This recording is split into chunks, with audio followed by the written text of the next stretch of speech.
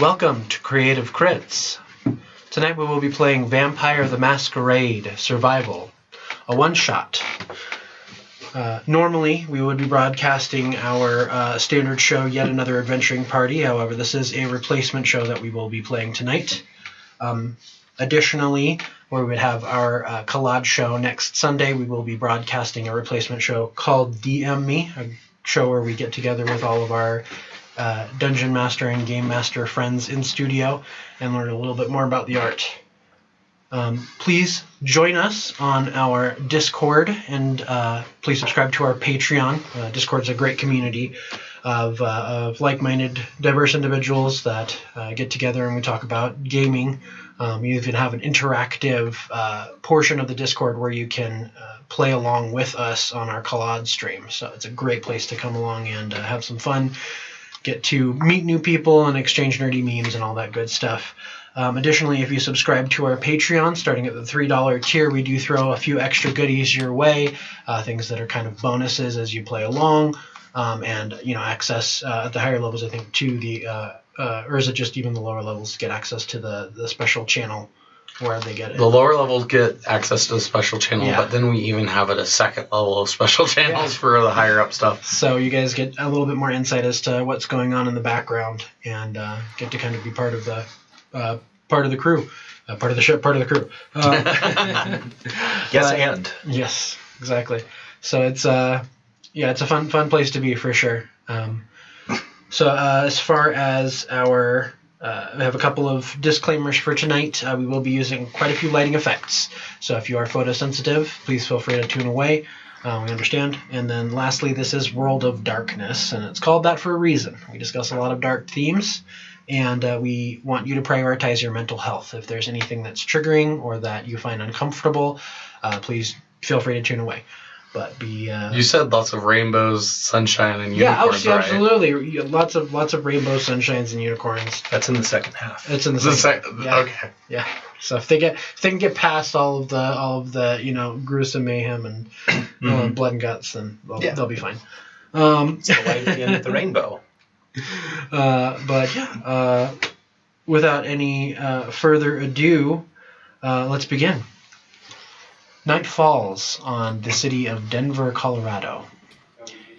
It is a chilly night, even though it is beginning of summer, as it is wont to do at high altitudes. You all awake from your day's worth of slumber to a chilly night.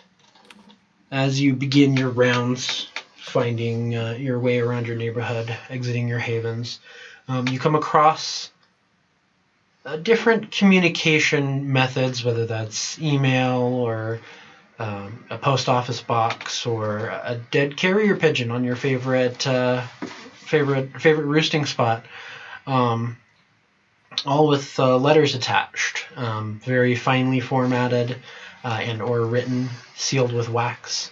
And as you open them, you find that you have been invited to an Elysium. You have been summoned by your clan elders to a gathering, a party of sorts, at the historical Cervantes Masterpiece Ballroom. It's a very intimate location, very private, very hard to get into and out of, so you know that people won't be barging in on you. There's an announcement to be made for all neonates, so you're, of course, all required to be there.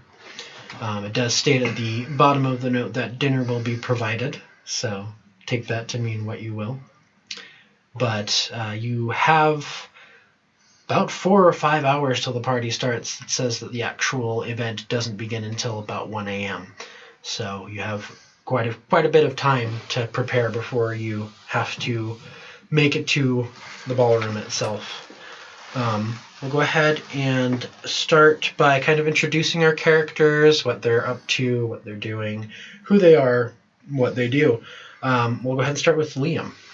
All right. I am Liam Murphy. I am a gangrel and a thief, which is probably not the most traditional thing for a gangrel to be doing, but I've made it work in my afterlife, as it were, and using specifically some feathered friends. But today I am going to be looking at probably getting a little bit of food first, because I know that dinner's going to be provided.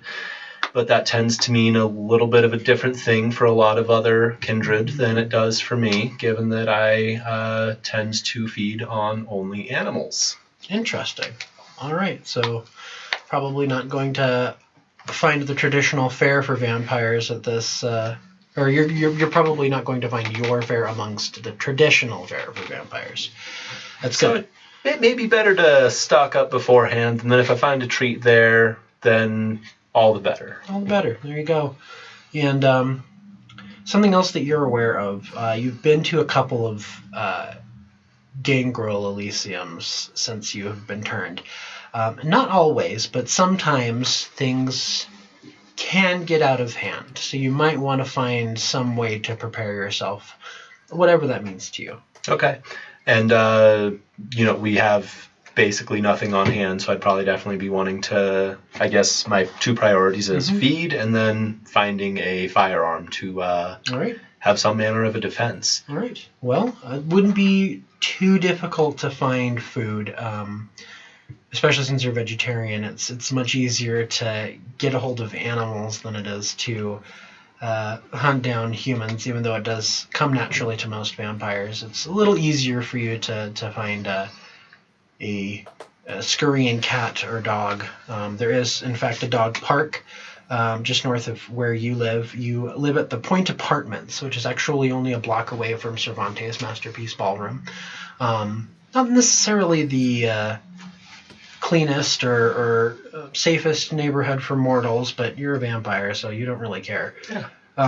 Bread and butter, right? Right, exactly. So you've got the dog park, which is probably about a 20-minute walk away. Or if you wanted to feast, you have maybe a couple of connections at the Denver Zoo, which is about 15 blocks away from where you currently are. There's also City Park, which would be relatively easy to come across various animals of different kinds. So, connections at the Denver Zoo sounds really interesting. Yeah? Yeah. You want to go ahead and see if you can try that out? Let's try that out. That's getting exotic. It's also kind of like do we want to put the Denver Zoo on screen and have vampires be vampires at animals? That sounds... Let's see what happens. Okay. So it would take you about an hour to get there on foot. Okay. You do have $20 to your name if you wanted to throw a couple of bucks at an Uber or a cabbie. That would be a way to get there a little bit quicker. How do you want to do this? Let's just do the walk, and then if along the way I happen to see anybody who might be possessing a firearm, then I've killed two birds with one stone. There you go. Does it work? Less killing of birds with stones, though. I like my bird friends. Yes. Two humans with one stone. There you go. Love it. There you go. Two bird brains with one stone, Mm-hmm. as it were. But so you're looking for trouble essentially at this point. I would say go ahead and roll a perception. We'll say perception plus streetwise. All right. Perception's going to be what? What are the stats for perception? Perception is going to be your mental attribute. So you get to add. I'm seeing intelligence, wits, and resolve. Is it awareness? Interesting. We're all kind of using different systems there then. So it would be the... Wits awareness. So again, with the attributes here... Okay, let me see if I can find the official sheet here. So for the mental, I have perception, intelligence, and wits. So it would be... We'll say wits and streetwise. Okay, wits and streetwise will be a total of 5. So I should have 5 dice, if I understand right. Are any of those hunger dice? How's your blood pool looking? That depends. My blood potency is normally 1. Okay. But as far as your blood pool goes, it's the very bottom. Oh, okay. Your hunger. Oh, my hunger. Yeah. I suppose whatever would be base, but base hunger. So then you'll be okay. No hunger dice. Okay. At this particular point in time. 6 or higher. I have 1 6, 1 7, and 1 8. All right. So those are 3 successes. Yeah. You're able to duck down the right alleyways where you've seen individuals kind of meandering around before, and sure enough, about halfway down one of the alleyways, about 2 blocks away from the zoo, you do hear the telltale click of a firearm, and you hear an individual say, "All right, hand over everything you got." All right. Can I possibly get close enough to see kind of what's going on, and then use I have Raven. It is Famulas is what it's called here. So I have a Raven with me named Cortez that I would like to send out and basically grab the gun and fly away with it, and then meet up with me later so that I have a gun. So are you going to try and distract him while your Raven flies through, or are you going to attempt to talk him down? I think probably distracting him would be the best thing. All right. So you don't have any disciplines that would aid you in that particular No. category? Okay. No, I think the biggest thing that's helping me here is that my Raven is a little bit beefier from my animalism. Or rather, my animalism plus fortitude. Yeah. But So I'll say let's go ahead and go for just as a distraction. We're going to be going with wits plus performance here. all right. It looks like my performance is nothing, but my wits is 4. Do I take any penalty for having no performance? No, just Okay. 4 dice there. It's going to be a lower chance of. Should actually use the dice tower. It's like it's there for a reason. It's a very nice dice tower. So I have a 8, 8, and a 0, and I believe the 0 is just double successes. Yeah. Yep. Cool. Critical success. So yeah, you're able to make it through, and you immediately turn around and very The Crow-esque kind of show your hands, and the man's offset a little bit, and as you step forward, he says, "Don't move or I'll shoot." Not moving.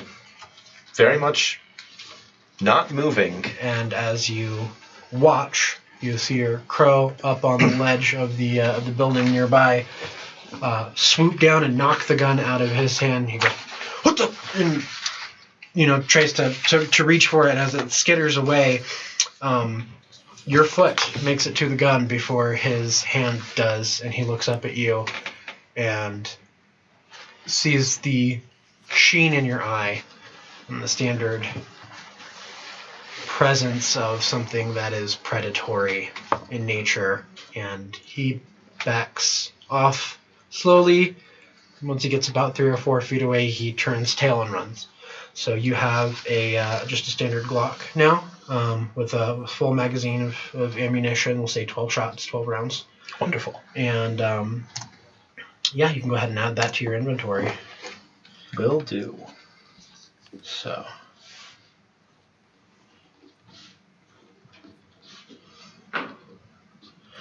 All right. And you said you were going to go to the zoo and feed.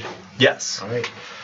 We'll go ahead and say getting in touch with your connection is going to require a little bit of charisma. You're going to want to try and finesse your way in there. You have been this month already, and that rhinoceros was strangely potent, but it filled you up. Give it a little Probably bit. Has a lot of blood also. Yeah, absolutely. So yeah, you make contact with your contact at the zoo. Her name is Ariba, and Thanks, Ariba. she is not the happiest to see you. Oh. But as you walk up, she goes, "Oh, God, Liam, hello. What can I do for you?" Got any more of those rhinos? Unfortunately, the rhinos have been released back into the enclosure. We do have the grizzly in for a checkup today, if you're interested, but we're going to need a favor from you tonight. Well, I love making the world go round. All right. Well, the wild dogs have been a little bit uppity lately. We think that there might be some infighting. We need to figure out which one is causing the trouble. If you could get on that and tell us which one we need to, take a look at, we'd be very grateful, and I think that would probably buy you your dinner tonight. And before we get to that, we'll go ahead and jump over to what Lysander is doing. So go ahead and describe your character. Yeah, so Lysander is a relatively well-dressed individual. I assume... Am I allowed to say where he is located? Sure. Well, where I would imagine he is located is in the Black Box Theater on Santa Fe, just south of Colfax. I think that he has found his way into a little herd of his own with a group of thespians that reside there at the Black Box Theater. He is, gotten used to having a few of them always around to feed on when he needs, and occasionally sponsoring various performances that they're putting on. But I think what he would do is find one of these individuals, part of his herd, and hopefully one that with a vehicle that can help him travel just a little bit down south. Is that a possibility? Heading south would be taking you a little bit further away from your your final destination. But yeah, I would say that wouldn't be too hard for you to get south. I would like to go down near the Gothic Theater. Mm-hmm. There is an army surplus store. Nice. And ideally, if getting into the army surplus store just at closing time, since the sun has gone down. Mm-hmm. Mentioned that it's a little colder out, so I assume it's closer to winter. Maybe it's 7 o'clock-ish. Certainly. Trying to catch it right at the tail end of them being open. All right. As I enter, I'd like to... I don't know if you've been to that army surplus store, but it is kind of a little bit of a maze of various things, as the upstairs and the basement are kind of filled with various items. I would like to collect some body armor, knives, handcuffs, and then as I go to check out, ideally if there's no other customers in there, I would like to compel the man behind the desk. All right. So yeah, you hitch a ride with Kasim. He is one of your herd, your entourage, as it were. You said Kasim? Kasim. Qasim. He sounds tasty. Yeah, he's one of your favorites. He's a real snack. Yeah, absolutely. You're not picky. You swing both ways in regards to food. Not bad at all. But Kasim gives you a ride. His brother has a little Jetta that he lets him borrow, and he takes you down to the army surplus. You get to the counter, and it's an old crotchety man. It just says on his name tag Wes. That's it. I feel like I might have met this crotchety man before. Yeah, probably. They're usually the ones that end up at the army surplus. But compelling an individual, I believe, is a discipline, correct? It is a discipline. It's a free discipline. I just looked it up while Brett was waiting. Yeah, if you want to... Let me just read what the effect does there.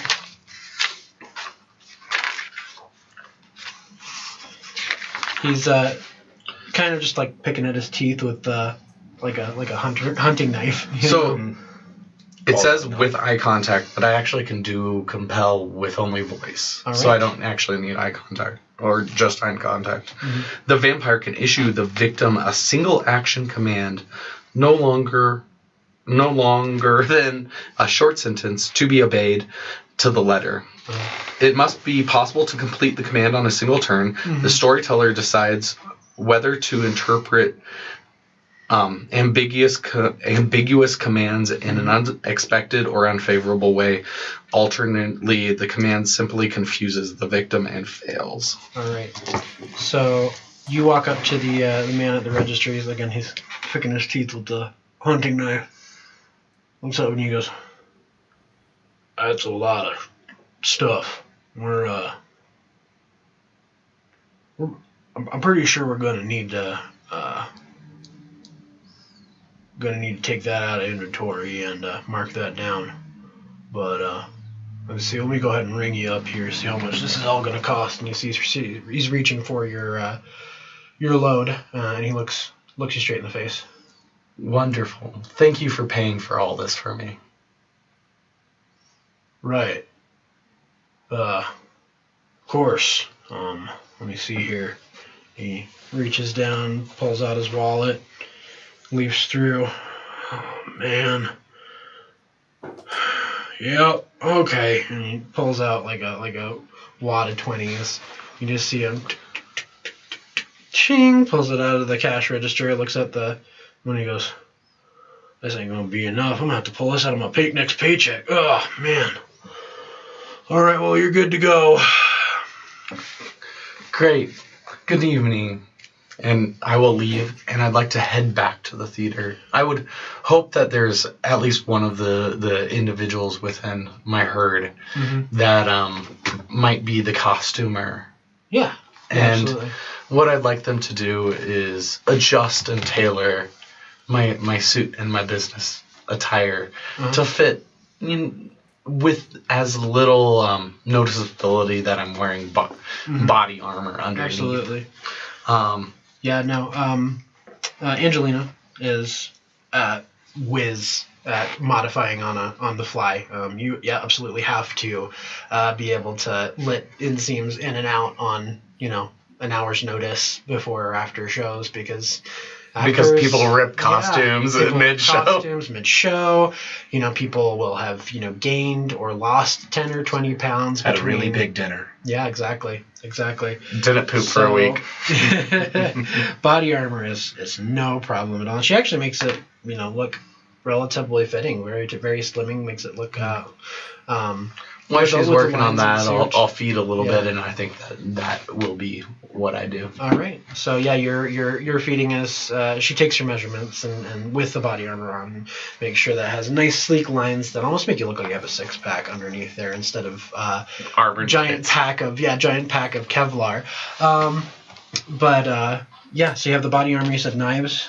Like some nice hunting knives. That's not a knife. This is a knife. That kind of knife. Gotcha. And if I could have that to where there's a nice little pocket or something in the jacket. Very easily. And then I was gonna grab a pair of handcuffs. Handcuffs. That's right. All right, and go ahead and from your entourage, you said you have about 15 people that you just have on hand. You're able to. You can go ahead and fill up if you want to. I will top up. Yeah. So no hunger at this particular point in time, and you relax for the next 2 or 3 hours since you were able to get a ride from Kasim. Not a problem at all. Which brings us to Bertrand. My name is Dr. Bertrand Willard. I'm a surgeon, specifically a nephrologist, though I also do extensive work in pathology. You can find me at St. Joseph's Hospital at the moment in the pathology department, where I'm examining samples from a patient I believe perished from atypical glomerulonephritis. Let's call it cystinosis.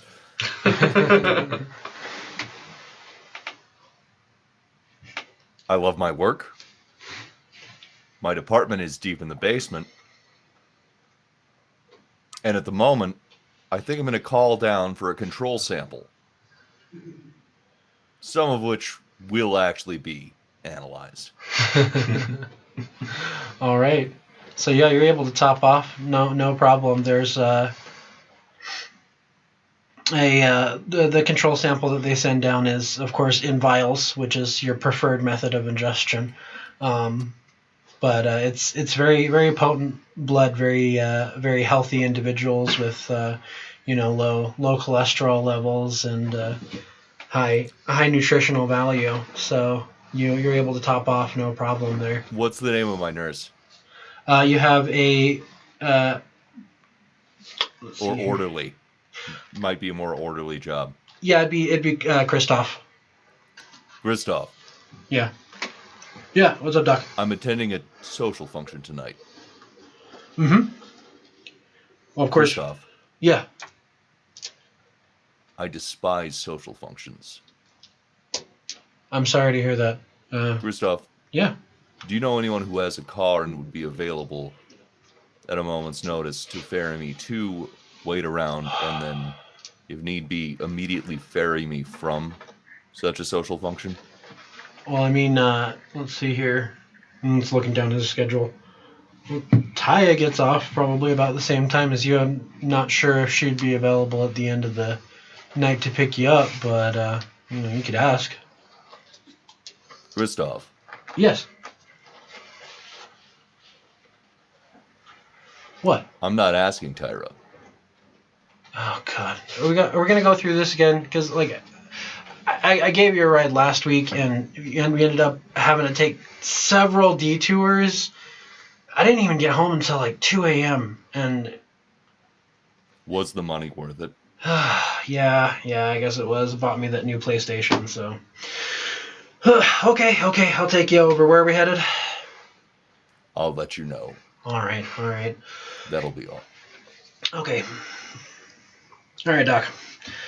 I'll be getting off here in about an hour. So if you wanna, finish up your samples here, I'll make sure that we're up at the. I have your number. Yeah. Of course, I always park up at the what's the term? Where they drop off the cars and. Valet. I'll be parked up at the valet for you, Doc. All right. Oh, I'm sorry. What was that? I wasn't. I'll be parked up at the valet. I'm doing work. Okay, Doc. I'll let you get to it. And he walks off. Not a problem there. Yeah, humans, unsavory sort. They're slow and they're hard to get along with. Not as hard as vampires, but definitely hard to get along with. I don't much look forward to this.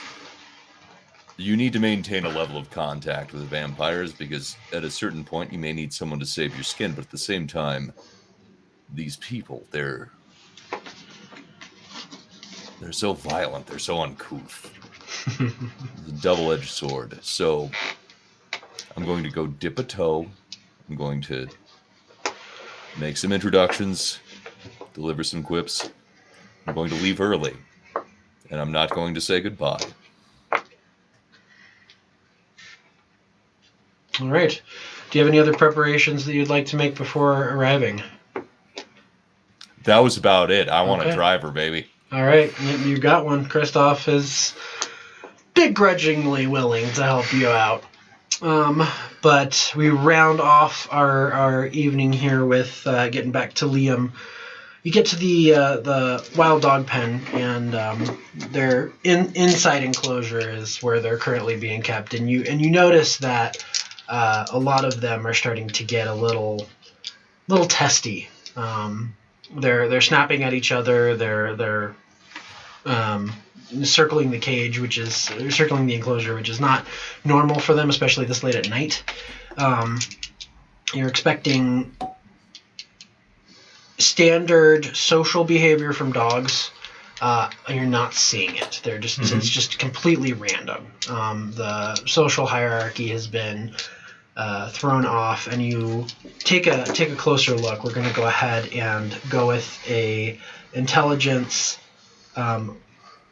And then if you have any sort of animal ken, you can go ahead and use it in this particular scenario. but we'll go ahead and say either survival or awareness to see if you can add anything to the standard intelligence check. Can I do the animal chem?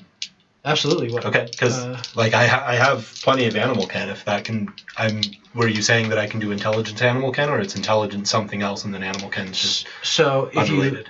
So if you have any sort of animal chem, you can go ahead and use that, and it would be, I believe, free once you use it out of the blood pool there.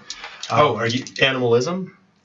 Animalism is where you change shape, I believe. So it's a mix. There's animalism is also what I have that I get my raven familiar with, as well as feral whispers, which is I can talk to them. So I do have feral whispers. I can talk to them. If you want to use animalism and feral whispers, go right ahead. Okay. I guess I will. Let's start going the mundane route. So you said I should use the survival skill, not the animal ken skill. Correct. So you're gonna.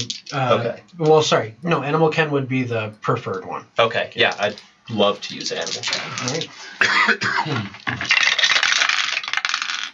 All right. 1, 2, 3, 4, 5, 6, 7. All right. So yeah, absolutely. You realize that there is something worrying these animals. They've come into contact with either a threat or either a threat or something odd, something strange that has them in a panic. So much so that it is causing them to kind of turn on each other by means of getting into the most advantageous position in the room.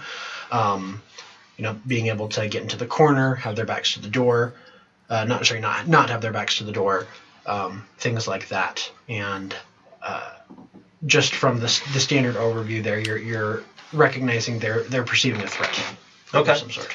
Well, I'd like to get, I think, more information than that and come back with full hand, so to speak, to whatever her name is. I don't bother memorizing humans' names. Okay. But I will use the animalism to do feral whispers, talking to the dogs and just being like, what the hell, what's the threat? Mm-hmm. So go ahead and add one hunger dice. Okay. Since you are using your animalism there. And we'll go ahead and have you again roll your intelligence and animal chem to speak with these animals and try and convince them, one, you're not a threat, and two, they should tell you what's bothering them. All right. I have 2 successes. That's 2 8s. Okay. Oh, wait, I'm sorry. There's a couple of 6s in here. So 4 successes. 4 successes? Yeah. Animals don't communicate in the standard method of words. They like to express themselves through feelings, and they express themselves through feelings and maybe images of what's bothering them. And this is outside of the comprehension of most animals, but not outside of the comprehension of humans. And you're able to discern there's something supernatural going on at the zoo. Not your problem, because you don't work there or have any sort of investment in it, but you know for a fact that they have seen either a spirit or a ghost or some sort of monster enter their enclosure at some point during the day and or early evening, and they're spooked. All right. And they're going after each other to make sure if it comes back, they're in an advantageous position.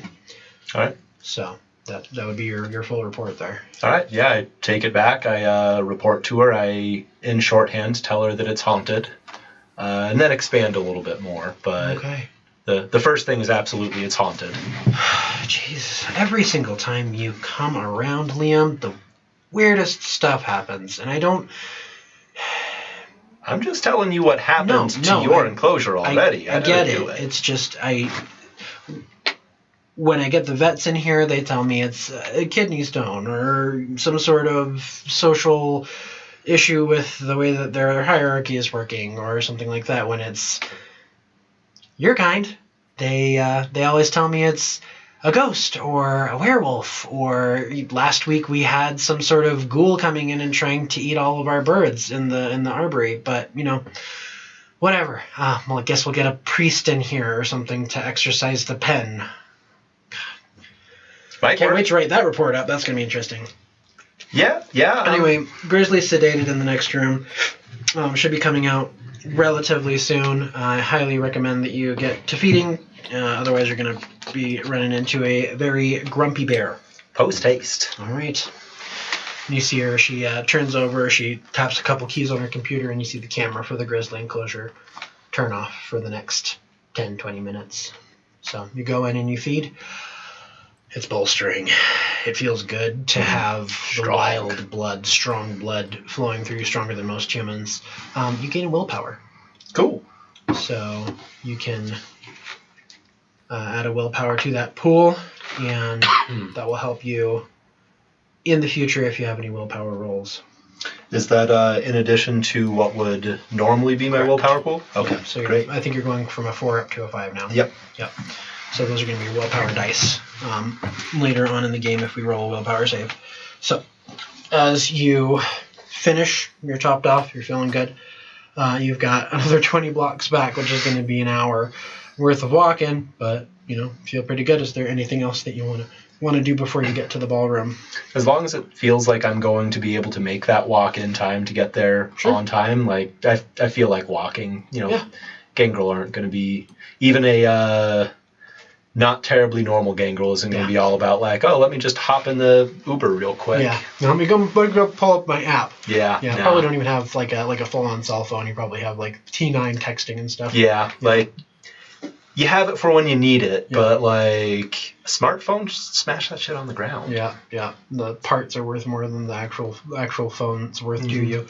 So you take a nice long walk. It's a leisurely stroll. Spook a few ne'er-do-wells on the way over, and make it there with plenty of time to spare. Really, maybe stop back at your apartment, check on things, make sure nobody's broken in or anything like that. But everything looks pretty set. And you're just kind of waiting outside, across the street from the theater, or the venue, waiting for people to start showing up. It's okay. I'm hanging out with Cortez. He's the best company. Absolutely. He tells you all about what's going on in the skies. So, bringing it back around to Lysander, you are strapped and ready for action.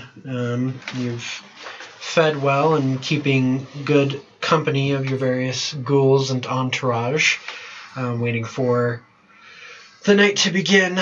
A few of your entourage do partake in a few exotic substances and give you a little bit of a buzz before you head out, just to kind of start the night off with the topper there. A little bit of an upper, if you will. And you get in Kasim's little car, his cousin's car, and you head out. Kasim, remind me to take a thrall of someone with a nicer vehicle. I'm sorry. I tried my best, and my cousin, he's looking to get a new car, but this is the best I can do. I'll ask around town.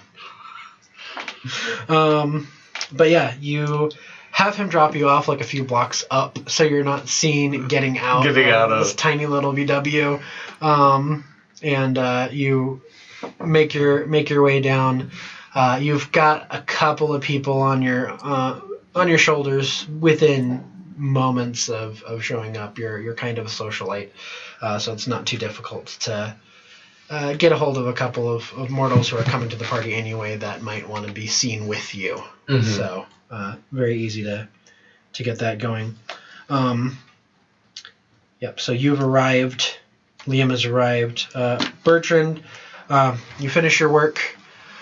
You wrap things up in the office and the last few emails out, and grab your suitcase and head on up to the I am going the carpool. Oh, you're load muted. My doctor's bag, couple scalpels. We can't hear you. You're muted, buddy. Oop, shit. Gonna load my doctor's bag up before I go. A couple scalpels, pack of syringes, a vial of fentanyl. All right. Man with the plan. And come up to meet Bertrand. Or Christoph. Christoph, yep. You're Bertrand. It's Christoph. All right. Scalpel, fentanyl, syringes. Constantly meeting Bertrand. Meeting and re-meeting every day. All right. Yeah, no, Christoph's sitting there. He's an orderly, but he has a very nice convertible that he likes to drive around in. It's his pride and joy, and he keeps it tip-top. Always make sure the oil's changed on time, all that jazz. And it's revving, waiting for you. We're going to Cervantes, Christoph.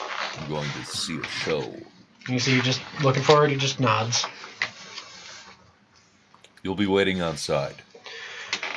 Yes, doctor. And he gets he sees that you're waiting. He gets out of the car, walks around the front, and opens the door for you. Well, Yeah, right away, doctor. And you see him get back in, and you guys take off. It's a nice night out. It's like I said, fairly chilly, especially for the beginning of summer. But the wind is whipping through your hair. The smells of the city are invading your senses. You can hear the heartbeats and blood rushing as you whiz down the street and eventually arrive at the front of Cervantes' Masterpiece Ballroom. He immediately hops out, opens your door for you, and he... yes, absolutely. And you have my number. Simply call. I will be right over. And you see him look over just down the way. There's a parking lot for the park and ride for the light rail, and he's able to. You see him. He's able to swing around and then just kind of pull in there. He's waiting for you. Pulls out a book and begins to kind of flip through. So, you've all arrived at the club, and as you take in the last sights and smells of what would be considered fresh air for Denver, Colorado, you enter the venue. There are several different groups of people kind of gathered around and engaged in their own conversations. A very nice kind of house heavy pop techno band is kind of up on the stage, just playing their set currently. The lights and the rhythm are perfect accent to the various smells and ethnicities that have commingled here. You see kindred of every clan that have gathered, and certainly enough, all of them appear to be neonates, new initiates, people who have not made their presence known in vampire society. You kind of start to get a feel for who might be friend, who might be foe. You feel like you might be able to carouse, bump a few shoulders, rub a few shoulders, make light of this, make as light of the situation as you can. So I would like everybody to go ahead and roll me a wits plus etiquette, just to see if you can find an individual to shoot with. I have 3 successes for mine. 3 successes, okay. I have 4 successes. 4 successes, all right. 3 successes. 3 successes, all right. So, Liam and Bertrand, you run into a couple of acquaintances there. Liam, run into Tomos. He is a veterinarian that works specifically with equine and swine. So farm veterinarian. He gets paid a lot. He gets paid very well for his money, and the eating's good. You know, farmers tend to actually keep themselves fairly well in shape. And he tells you about a few run-ins that he's had with some werewolf pack members out in the boonies, and how he and his groups were able to kind of take care of them. There have been rumors lately of certain werewolf packs being out on the town in Denver late at night, hitting up the more outskirt clubs and taking individuals out into the woods, but they never make it out, interestingly enough. Worth consideration, but definitely a lot of activity on the outskirts of Denver with the various farms and a lot of werewolf activity out there. So worth keeping in mind. So clarification: Tomas is a neonate as well. Tomas, yes, Tomas is a neonate as well. He is his branch of the clan is a little bit more. They've taken him in a little bit more. He's finding the balance between humanity and animal kind, and seems to be taking to his new digs out, again on the outskirts of Denver pretty well. Yeah. Commerce City is not the worst place for a gangrel to be. No, I mean he's raising his own food. Like it's just food sources right there all the time. Exactly. That's the life. All right. So yeah, Tomas is doing well, and again he tells you about the strange increase in werewolf activity on the outskirts. Bertrand, you run into an old acquaintance actually, back from your days when you indulged in ether-laden blood. But your old pal Garfield. We've all been there. Is doing well for himself. He notifies you that there have been some strange cases recently of there's an increase of respiratory infections, not COVID related, interestingly enough, but it appears only to be affecting the lower classes of the Denver metropolitan area. Various homeless or sex worker individuals have been running into respiratory infections a lot, at an increasing rate, and they've found it among those communities. And I'm sorry, you said it was not what, strangely enough? Not COVID. Strangely enough, yeah. That's been ravaging the homeless populations, but they found a new respiratory issue that's been cropping up, and they haven't been able to isolate the cause or the point of contact quite yet. But until they can figure it out, it's probably best to steer clear of clans that might be feeding on those individuals. It's not contagious for vampires, but it's making vampires a little bit sicker if they feed on those society members. You being Ventru don't have to worry too much about that. You get your stock supply directly from the source, from healthy sources, so you're okay. But worth a look, especially in the medical field, something you might be able to look into later.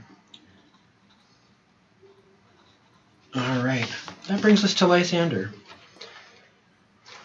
You're having trouble running into individuals that you are familiar with.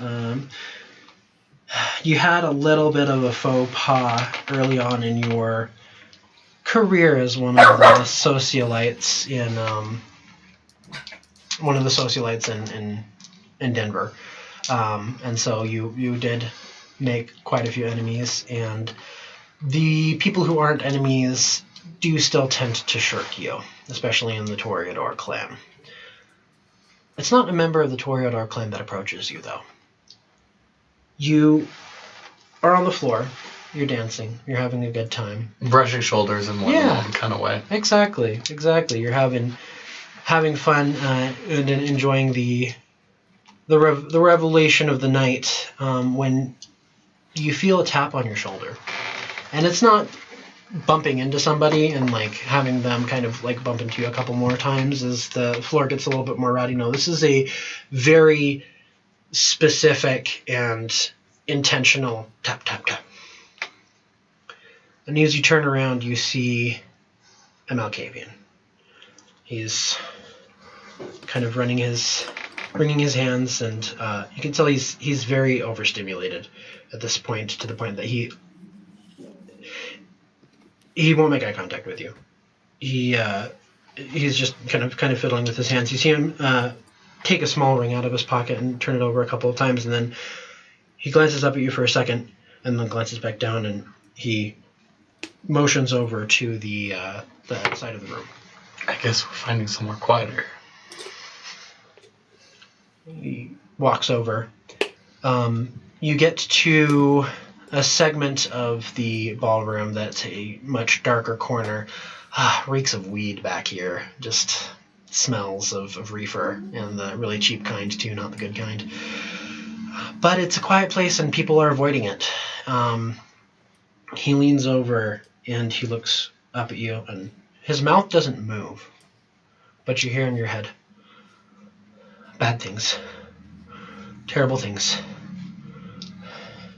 The Elder, death, destruction, quelling of Gehenna. Leave while you can. And then he looks over to the far corner, and you're inclined to look over there yourself. And when you look back, he's gone. You have no idea who this individual was. No idea what he was looking over at. Looking towards the back corner, go ahead and roll me a intelligence. Let's see here. Can I do awareness? Yeah, go ahead and roll me intelligence plus awareness there. And would I get heightened senses with that? I believe, is that something that you have a discipline for? Yes. Okay. What's the discipline for that? Is it just heightened senses? It's the Auspex? Auspex, whatever. Auspices, yes. So you can go ahead and use that if you wish. You're going to be adding a hunger die to your roll there. Okay. So. And then. So, 3 successes? Is that how that works, Brett? Yeah. I think so. Yeah, if it's That's more what than I'm saying. 1 success, if they have the symbol, then it does. Yeah. Yeah. Okay. Well, I got one that's crit. Yep. One that's So, okay. Crit, so Counted 3 for two. total. 2 total. Yeah, absolutely. Yeah, critical success. So yeah, you hear over in the corner, and you swear for a second you see a glistening of light bouncing off of something that's not all the way there. You know that certain clans have the ability to obfuscate. They have the ability to either project another image over themselves, or they have the ability to completely disappear. Yeah. Specifically, the Malkavian and Nosferatu are very adept at this. They have the ability to make people see what's not there or not see anything at all. So it might be another one of his clan. It could be a Nosferatu in the corner, just kind of hiding off. But again, when you turn back, he's gone. Okay. So, you do see several other people kind of milling around. And, Did the individual that came and spoke to me, did he seem relatively honest about it? Or is this something that I would have reason to have suspicion? Malkavians are suspicious by nature. They're very much the Cassandras of the vampire world. It is one of those things where you ignore them at your own peril. That being said, they love a good prank.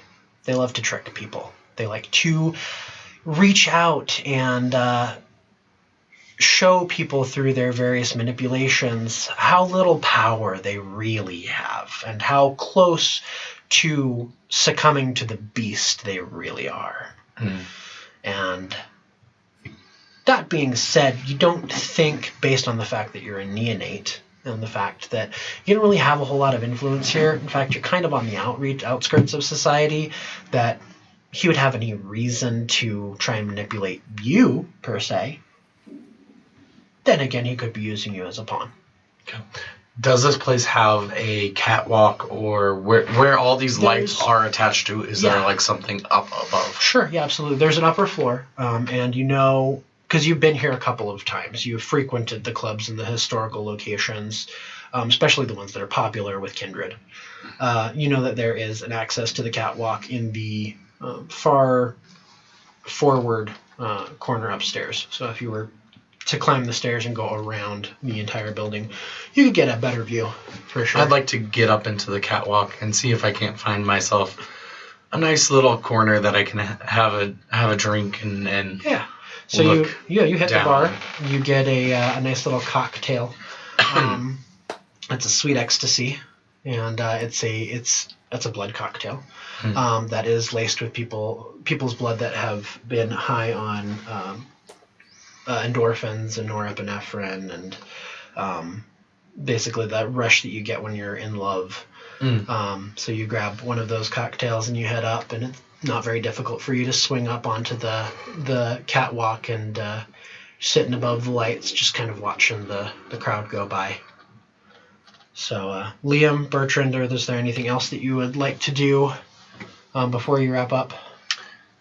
I don't think I'm similar to Bertrand. I think that I would love to take an early exit, more because of the amount of lights that are just the worst. But I imagine that there is some manner of event that we need to stay for in order to have been present enough. Our presence was required, so staying at least that long. Yeah, no.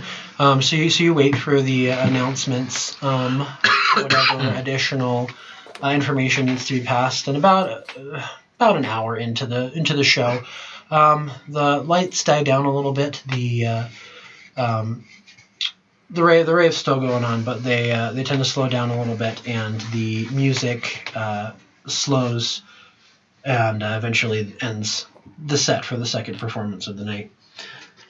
And that's when Juliet Williams walks on stage, and all three of you know her. She is the Toreador Antediluvian. She is so old, she predates biblical history, and has survived much and seen much. Her presence at a neonate gathering means that something is up. What was her name again? Juliet Williams. Williams. Yes. She turns to you all. She spreads her arms and she says, "Welcome, neonates of Denver. It's been some time since we've had a gathering of this size. New turns are always welcome as long as the prince allows for their embrace. Now, Dante, our beloved Bruja Prince of Denver, has been very liberal with his means of increasing our number in the city. While the city has been expanding, we've been having a few issues with maintaining the status quo, especially with the lowering of the kine in our area. You all know that kine refers to the mortals or individuals who you're allowed to feed on. She's, of course, referring to the pandemic and the lack of individuals, healthy individuals to feed, especially healthy individuals to feed on in the area. It is with a heavy heart and a strict determination that I have to inform you that the elders of our city, among them William Hess and Megan Cordova have announced that there is to be a culling. She turns to the back of the room. Kill them all. The lights turn red. The music dies. And then everything goes dark. Screams are to be heard. Pandemonium. There's squelching and ripping and tearing and breaking of bones that you can hear in the immediate vicinity, and even as vampires, the complete darkness that this room settles into and the lights are cut off due to the fact that there is no door to the outside or windows, takes a split second for your night vision to kick in. And by the time it kicks in, you just see carnage everywhere. People's heads rolling on the floor, limbs, appendages being torn asunder. Liam, you see your acquaintance Tomas staked through the heart, and then you see a very long serrated blade run across his throat, and the head skitters off into the corner. Lysander, you're standing next to the Malkavian that... I'm in the catwalk. Yes. Okay. Yeah. You're standing up in the catwalk. You're standing next to the Malkavian who approached you earlier. He turns to you and says, blood, carnage, and then disappears again. You're not sure if you saw him or not, whether that was a flashback or, again, mind manipulation that tends to follow such instances. You do have a significant vantage point over everything that's happening below, and you do realize that the individuals causing the carnage appear to be either Toreador or larger Ventru. There are also... Go ahead and roll me a intelligence plus awareness. Okay. Would I have heightened senses? If you want to take another blood dice, you can. Absolutely. It is free for me to use. Oh, okay. For heightened senses. Heightened That's fine. senses.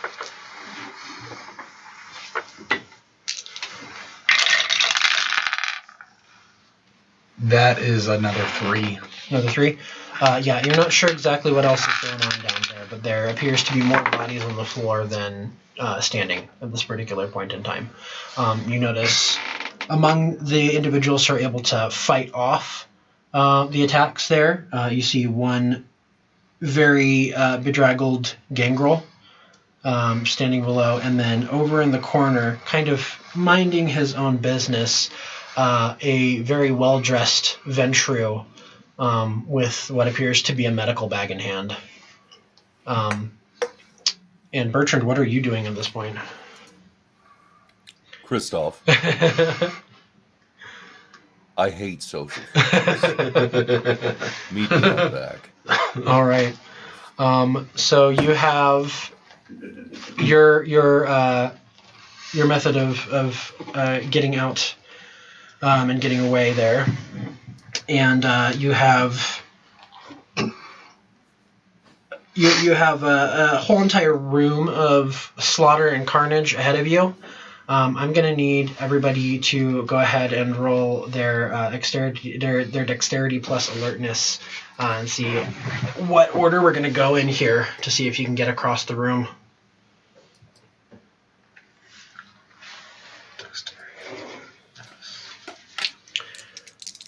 Where would the alertness be? Yeah, I don't see alertness. Oh, alertness would be it's normally the first one on the list here. Yeah, no, should be under talents for alertness. Let me see your page here. It's going to be 4 for me. 4 for you, okay.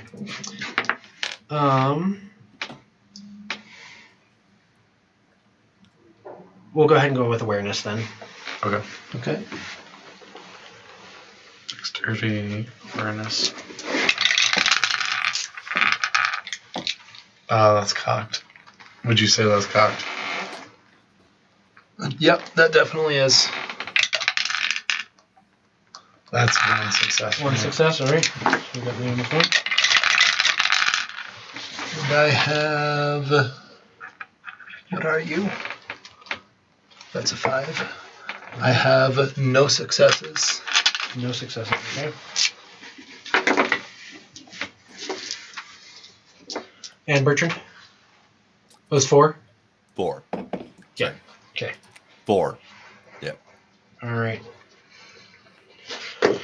So Bertrand, you're the first one to realize what's going on here, and have the chance to react. So, what would you like to try and do to get across the room here? I want to prioritize fights that are already going on so I can pass just nearby them so that everyone involved already has a target. All right. Go ahead and roll me a wits plus, we'll say stealth. All right.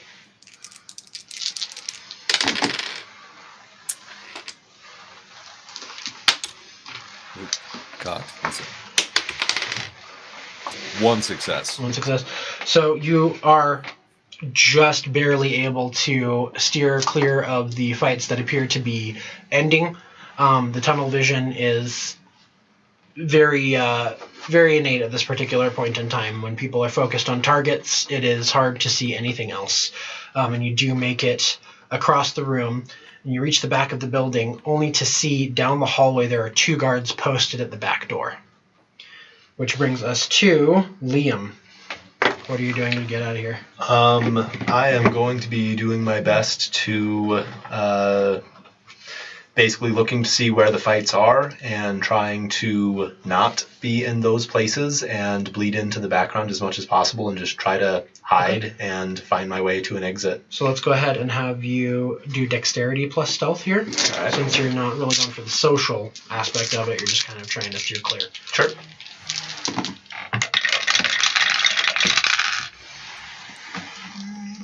1, 2, 3 successes. 3 successes. Yes, you managed to also make it to the back of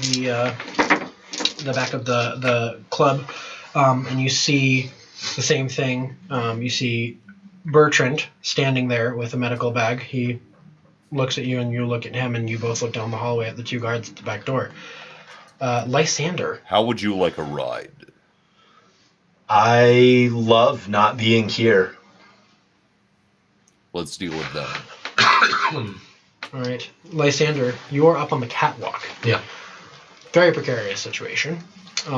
You think you might be able to get across to the far end of the catwalk from the landing where the entrance is, and you'd be positioned almost directly above the back door to the. Okay. And there's not a fire exit from the catwalk. There is no fire exit from the catwalk. It is literally just a board with 2 railings that goes from the balcony area up to the lighting section, and then it goes straight over to a flat blank wall. What I'd like to do in that case is start heading towards whatever side of the catwalk that's near that back door. If there is a possibility that there is some safety rope, like where they would tie off lights so that to make sure they don't fall, I'd like to grab some of that safety rope so I can tie it to the end as I try to jump down. There is some rope that is currently attached to a light.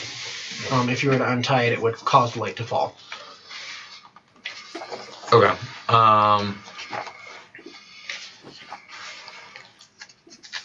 Is there any way of easily getting down from that end? Yeah. Okay. You'd have to go around the balcony and down the stairs to get to the back that way, or you could jump off the catwalk. It's about a 20-foot drop, but... This is a one-shot. I'm going to jump. Yeah. Okay, so you jump. Go ahead and roll me a dexterity plus athletics, please. That's not going to be great.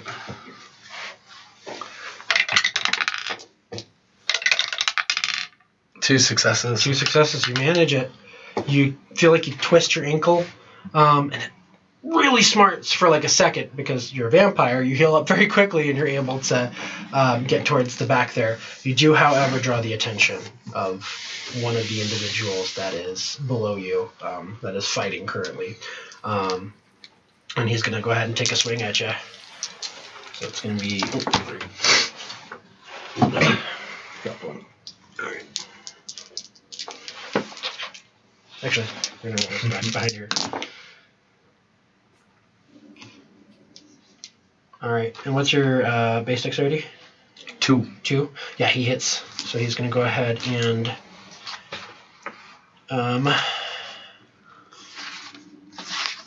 he would be using a lethal weapon. So you're going to be at the second damage level there. So that's going to be, you're going to be hurt. So you're going to be taking a -1. So you're going to be using a blood die on all of your rolls moving forward. And if you crit fail, you know what that means. Okay. So you're in the hurt category there.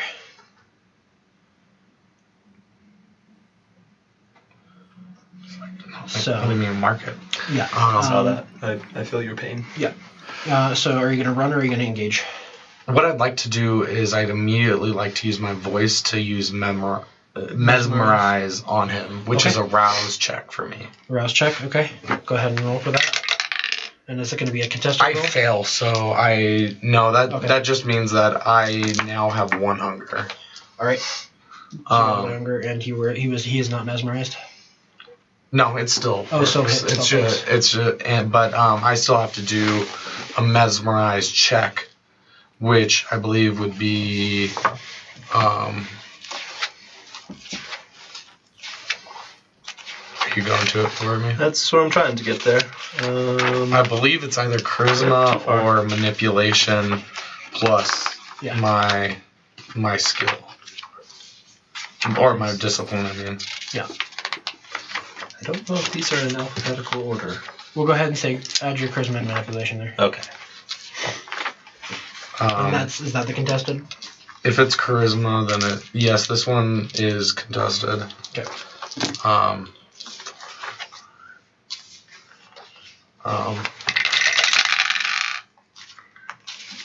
So I have 3 successes. All right. What's the effect? But I have the blood die on the critical fail. But if it's a success, then it doesn't matter, right? Correct. Yeah, you have to have I have to have a failure.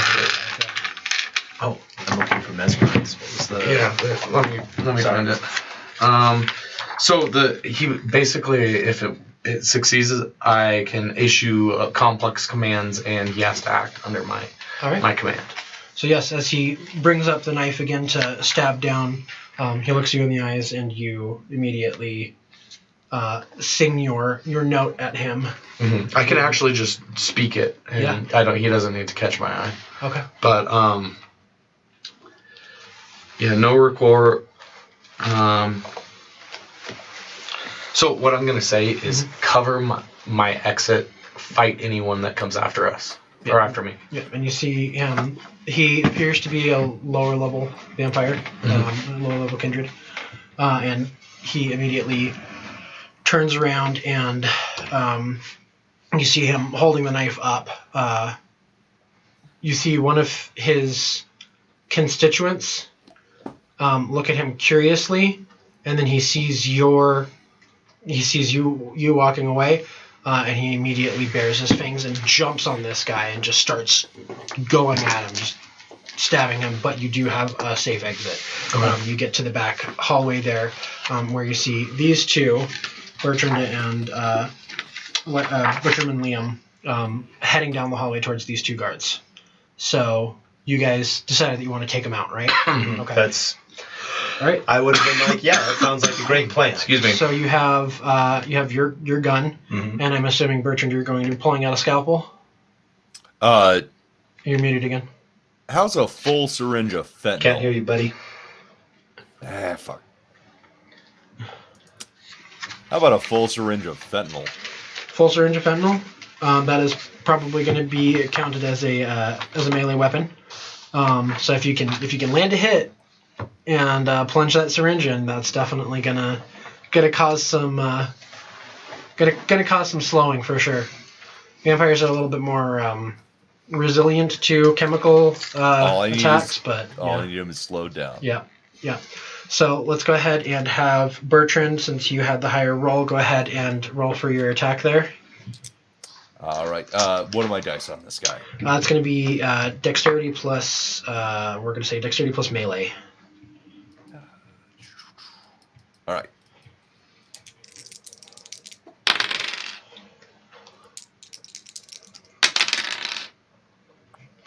Oh, all right.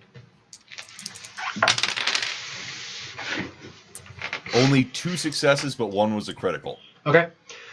So yeah, you are able to get it into this guy. Next action would be plunging it in. So he's going to get an attack off on you.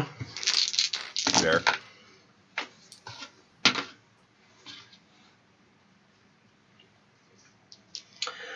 Yeah, that's a critical success. So you're going to go into the wounded category, so it's going to be a -2. So you're going to be taking 2 blood dice on your rolls from here on in. Sounds good. No. Yeah. So that's going to bring us down here to Liam. All right. Pulling the gun and shooting the guy who doesn't have a syringe stuck in his arm. All right. You get 2 shots because you don't have to run up on him to get the cool. attack. So just roll the dice twice? Yeah, roll dexterity plus your firearms. Yep. Okay, the first one is 2 successes. And the second one is 1 success. 2 successes, 1 success, okay. So yeah, that's going to bring him down. Yeah, you blow a hole in his right shoulder, and then the second one clips along. You hear a pop, and begins to gasp out. You see him pull out a gun and begin to go after you in that way as well. All right.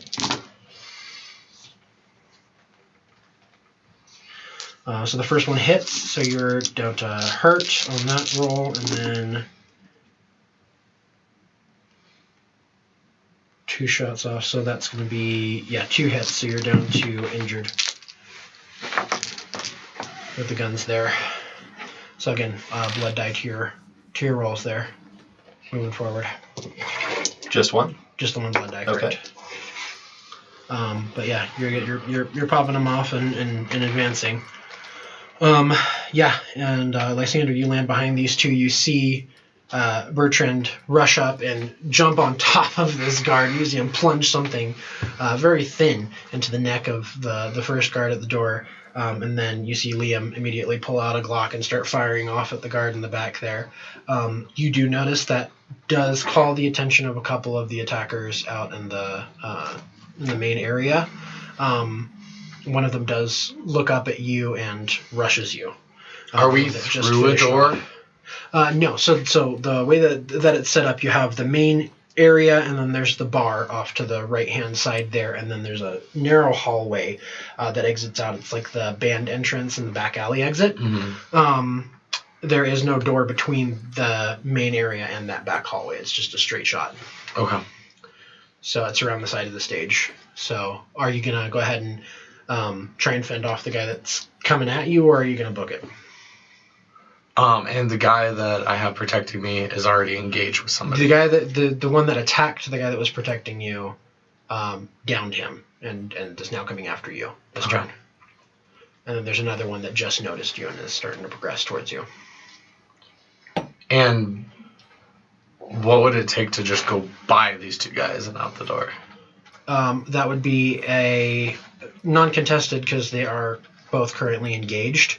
That would be a roll for your stamina and your athletics there. Okay. So you'd be pressing your luck, but you would definitely have a better chance now that they're engaged. Your choices are take on the guy that's coming at you. and eliminate him as I think I'm just gonna run. Okay, go for it.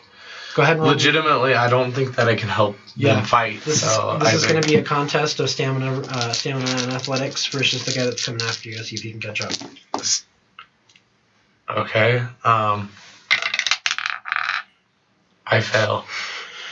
All right, and is that a blood dice? Oh no, but It would have been. Do you want me to roll a blood dice? Was it a critical fail? Was it a 1? No. Okay. If it's not a critical failure, then that's fine. I don't know. Yeah, that's fine. Technically, I don't know. We'll call it just to keep things moving here. So yeah, you turn around to book it. You're about halfway down the hallway when you are tackled from behind by this individual. They're going to reach up and attack. That is a critical success. I believe you were at hurt. I have 1. Yeah. So you're hurt. You're now down to wounded. So you have a -2. So so I have a second health point that's removed. Yeah. So you're So you're going to be. Well, no, you're down to the 1, 2, 3. You're down to the 4th block there. It should be wounded -2 is the. I don't have the same information. That's fine. That's fine. I have this. This is what I got. Okay. So do I have 2 blocks? You have. So you have. Sorry. Okay. So we are looking at health here. Your normal health would be. I have a normal health of 4. So yeah, you're. And then I removed 1 for the first attack. Yeah. And this would be the second attack. Yeah. So this is going to be the second attack. Yeah. Okay. So bear with us. We're working off 2 systems here. So, yeah. So you've essentially got 2 hits left before you're going to be dead. You're going to be incapacitated. Vampire takes a lot to actually down you here. Well, I'm already dead, right? Yeah, right. I'm exactly. dead. Exactly. Yep, working through it. But yeah, she said kill them all. So you're looking at somebody who's essentially trying to end your own life. So yeah, you get to the top. So yeah, top of the round here. It's going to bring us back to Bertrand. Go ahead and just roll me we're going to say another dexterity plus melee to get the syringe plunged in there.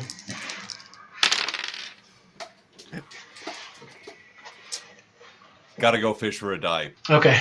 Be right back. No problem. We'll go ahead and move on to the next guard who is firing at you, Liam, while Bertrand is looking for his dice here. You're going to go ahead and try and fire off another couple shots? Yeah. Yeah. Okay, go ahead and roll for 2 shots there. So having fired the gun and attracted somebody else, is that something that... Okay, we're on 1d10 rolling on. It's 1 success, 1 fail. 2 success. 2 success? You don't count failures, it's fine. Alright.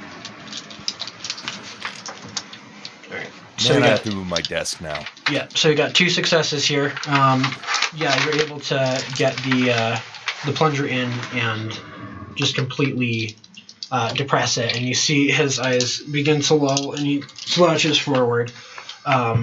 He's not doing too well. Not necessarily incapacitated, but definitely not going to be chasing you guys at any high speed. So yeah, go ahead and... So that was I attracted 1 person already. Would I have noticed that, or do you think I'm too focused on this guy? You got pretty severe tunnel vision. Okay, cool. In that case, 2 shots again. 1, 2, 3, 6... 4 successes. 4 successes, okay. First shot hits. And 1, 2, 3 successes on the second.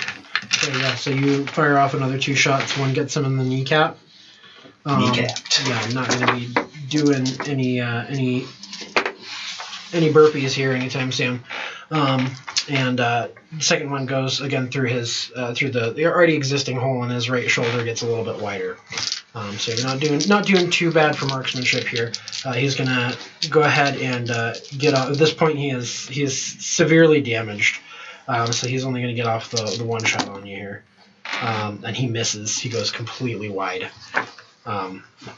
So you see him fire off, and you see a cascade of sparks behind you as he fires into one of the overhead lights, and the electricity begins to sort of trickle down there.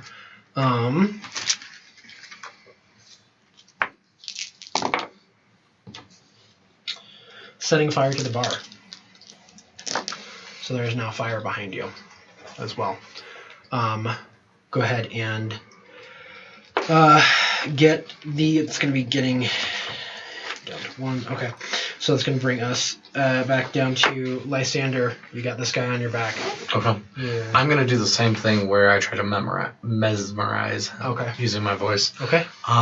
First, I'm going to do my check for my rouse check, which I succeed, so I don't gain another hunger. Okay, great. And You're going then to be using your 2... then it's the contested one, right? It's a contested, so I have 4, 5, 6, but one of these is red. Yeah.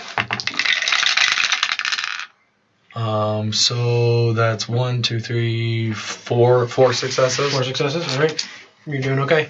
Okay. So I'm gonna command him to attack one of the 2 guards that they're fighting. All right. You see him immediately get up off of you and rush the guard that just got sedated, because it seems like the easier target.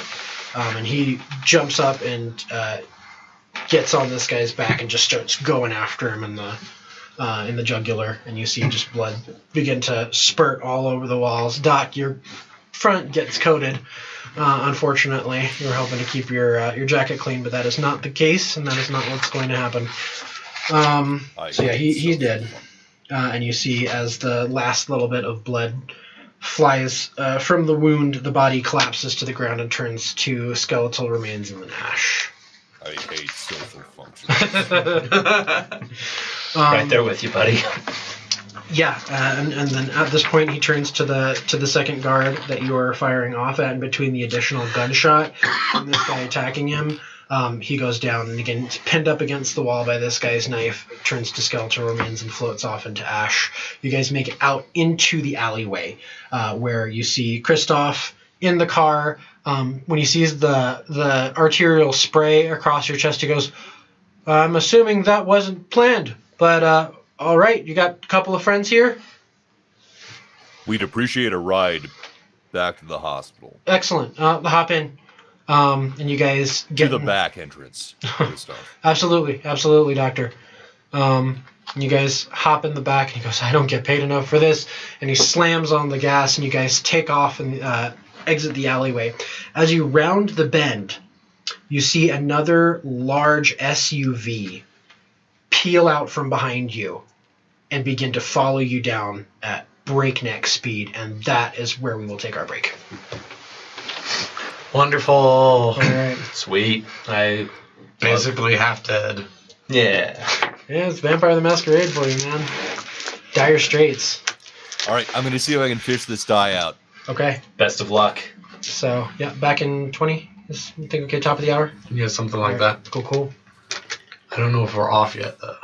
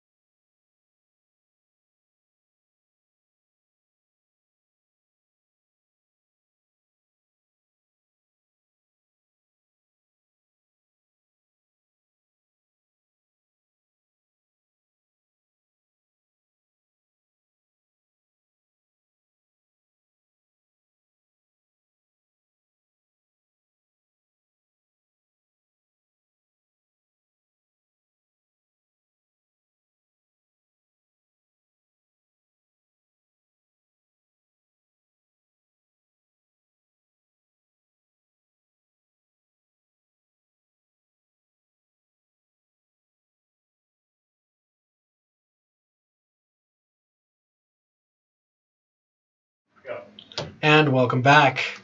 So, just again, review of our announcements here. We will not be rolling our collab game next week. It's going to be DM Me. And then, of course, you can join us on our Discord if you want to join us for Discord on this game and kind of interact with people as they're watching. That would be the place to go. And join us on our Patreon if you would like to see more lovely one-shots like this one. So yeah, moving forward, you all are pulling out of the alleyway behind Cervantes' Masterpiece Ballroom, heading east towards North Downing Street. It's a solid 7 blocks. So you're going to have quite the ways to go with Christoph driving. Thankfully, he is quite the driver. Bertrand was able to snag a good one on this particular. I think we know why he wasn't asking the person Christoph suggested. He knew what he was getting. May I try to mend these stab wounds real fast? It's going to be pretty hard to do. You guys are roaring down the street and kind of jostling the Also, car, I'm thinking this is intended to be a 2-seat convertible, so we're a bit cramped. So you guys are kind of sitting on like the back of the seats with your legs. Your legs are in the car, but your rear ends are probably a solid 5 feet from pavement if you were to tumble backwards. I, however, will be pulling out my phone to check both the time and the schedule for the Denver A line. The Denver A line, okay. The Denver A line running to the airport. Christoph, the men in the car behind us mean us harm. And they do, in fact. I want you to redirect. Take the 38th and Blake tunnel down. 38th and Blake. And we are going to attempt to cross. What time is it right now? At this point, it is, let's see, the party started at about 1 p.m., or 1 a.m., so 2 a.m., 2:30 a.m.? Perfect. We're going to kill 15 minutes, and we are going to cross York and East 47th Avenue at 2:45. Just to verify, you guys are heading towards St. Joseph? We're getting there. Okay. But first, we're losing them. Okay. So you're trying to head on towards... So you're telling us to, like, kill a little bit of time, and then... All right. So we're going to drag it around here towards 20th Street. You're going to go across York and then head on down York. Across 38th and Blake. Or 38th and Blake, okay. We're going to head up. I'm going to tell them to take a right on 47th. All right. Right now. Good. All now right. we have some time to kill. Yeah, so this is going to be an extended car chase scene here. We're going to go ahead and see... we're going to have everybody make multiple rolls to see what we can manage to do, because as you guys are heading up, you guys take a hard left on... Humboldt to start heading up north there. And as you take that hard left, the SUV swerves around the corner and begins to follow you, and you see something very long and heavy get shoved up through the sunroof of this SUV and then slide into position. And there is a gunman with a turret Christoph, on top of this SUV here. have you ever been shot at? No. There's a first time for everything. And yeah, as you guys hear the rattle off of the behind you. Swerve. Yeah. Christoph's going to go ahead. So we're going to do 2 contested rolls here. We've got the gunman and we've got Christoph.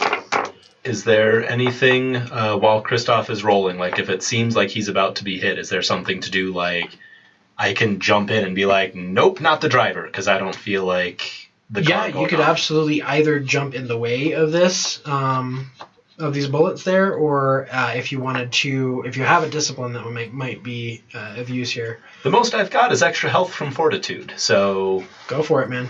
Probably jumping in front of it. Yeah. What am I able to do there, if anything? Yeah, go ahead and roll me it's going to be a dexterity plus athletics to see if you can jump away in time.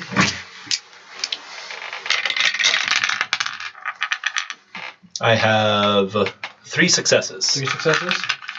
Okay. You're able to take most of the damage. Kristoff does not... He gets winged on the ear. And you see him like grab his head, and the car swerves and then swerves back, unintentionally causing the bullets to start going wide.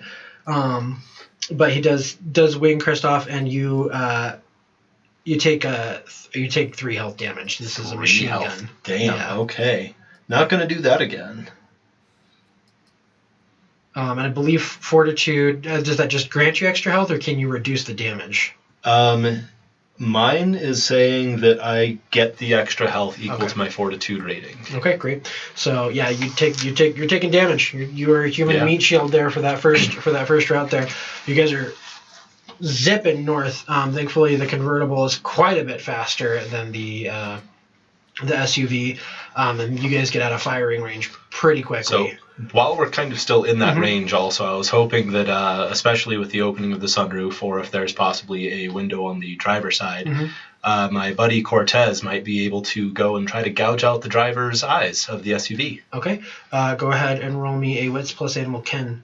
Okay. To see if you can communicate that with him through your Okay, Feral Whispers to him is free, by the way. correct. Okay, cool.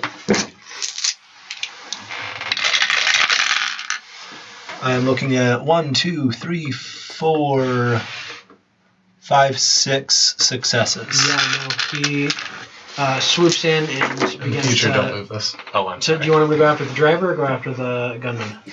I'm mainly hoping the driver, because if the driver starts going crazy, it's going to affect the gun. He sweeps down through the sunroof and begins to attack the driver. You see a flurry of feathers in the driver's seat as the SUV begins to swerve. Eventually, the window rolls down, and you see Cortez zip out before he takes any damage. But that sets the SUV back probably a solid block. They're not following the traffic laws by any means, but they're definitely a good ways behind you. It's going to be a couple of turns before you are you're being tailed again. First off, you have 3.5 minutes to make York and East 47th, and exactly 3.5 minutes. All right, and you see him shift up a gear, and then you see him. I've always wanted to use this, and you see him pull a panel open on the front of the steering column, and you see him slam this button, and you hear the rev and the hiss of nitrous as the car just sets off towards York and towards 42nd there. You guys are making good time there, and the SUV is left in the dust. That probably gives you another 2 turns, so you got a total of 5 turns here before the SUV catches up. They're still, the gunman's on top of the SUV. He's still able to keep you in his sights and direct the driver, but you guys haven't lost them yet. What are you doing there, Lysander? I'm gonna heal. Okay. I mean, I don't know what else I would do. Yeah, I would say at this point you have probably about 5 rounds of healing, so... I only need 2. You only need 2? Great. So you got the 2 rounds of healing. Go ahead and roll. Rally check. So I do not gain hunger. Okay, excellent. Yeah, so you're able to close a couple of those knife wounds. I did this. Huh? I moved the tray. Oops. You're trying not to move the tray. That's okay. So you're able to close all of the knife wounds there. Your suit is absolutely ruined at this point. Angela's going to be a little upset. Yeah, you're going to have to upset. patch up the body armor also underneath. Yeah. But body armor, great for bullets. Not so great for knives, unfortunately.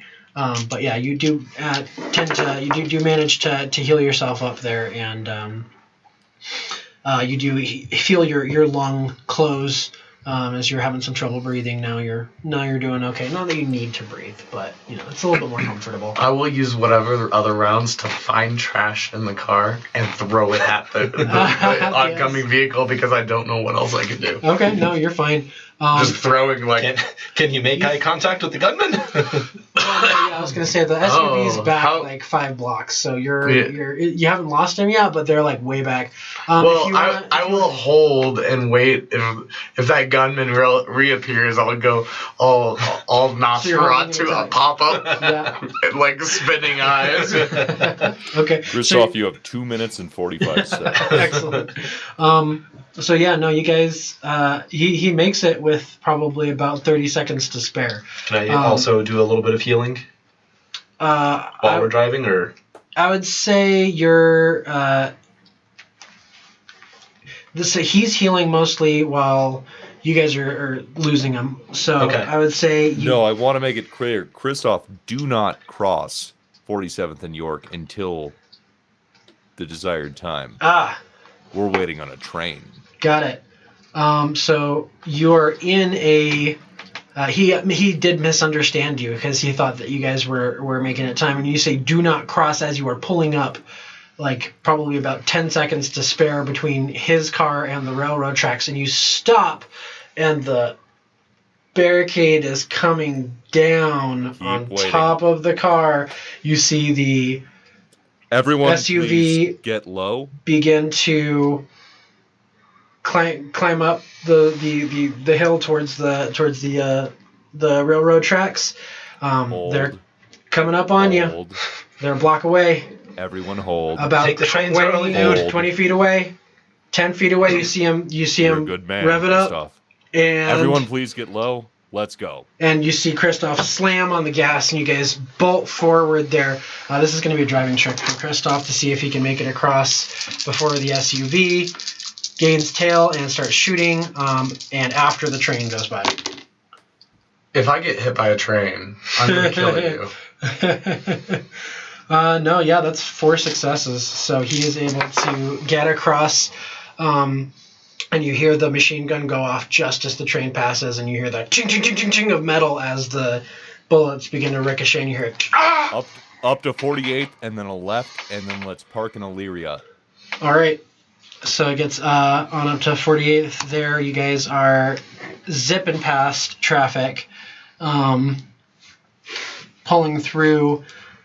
You hear, again, the train is going by, so it's going to take some time to get through there.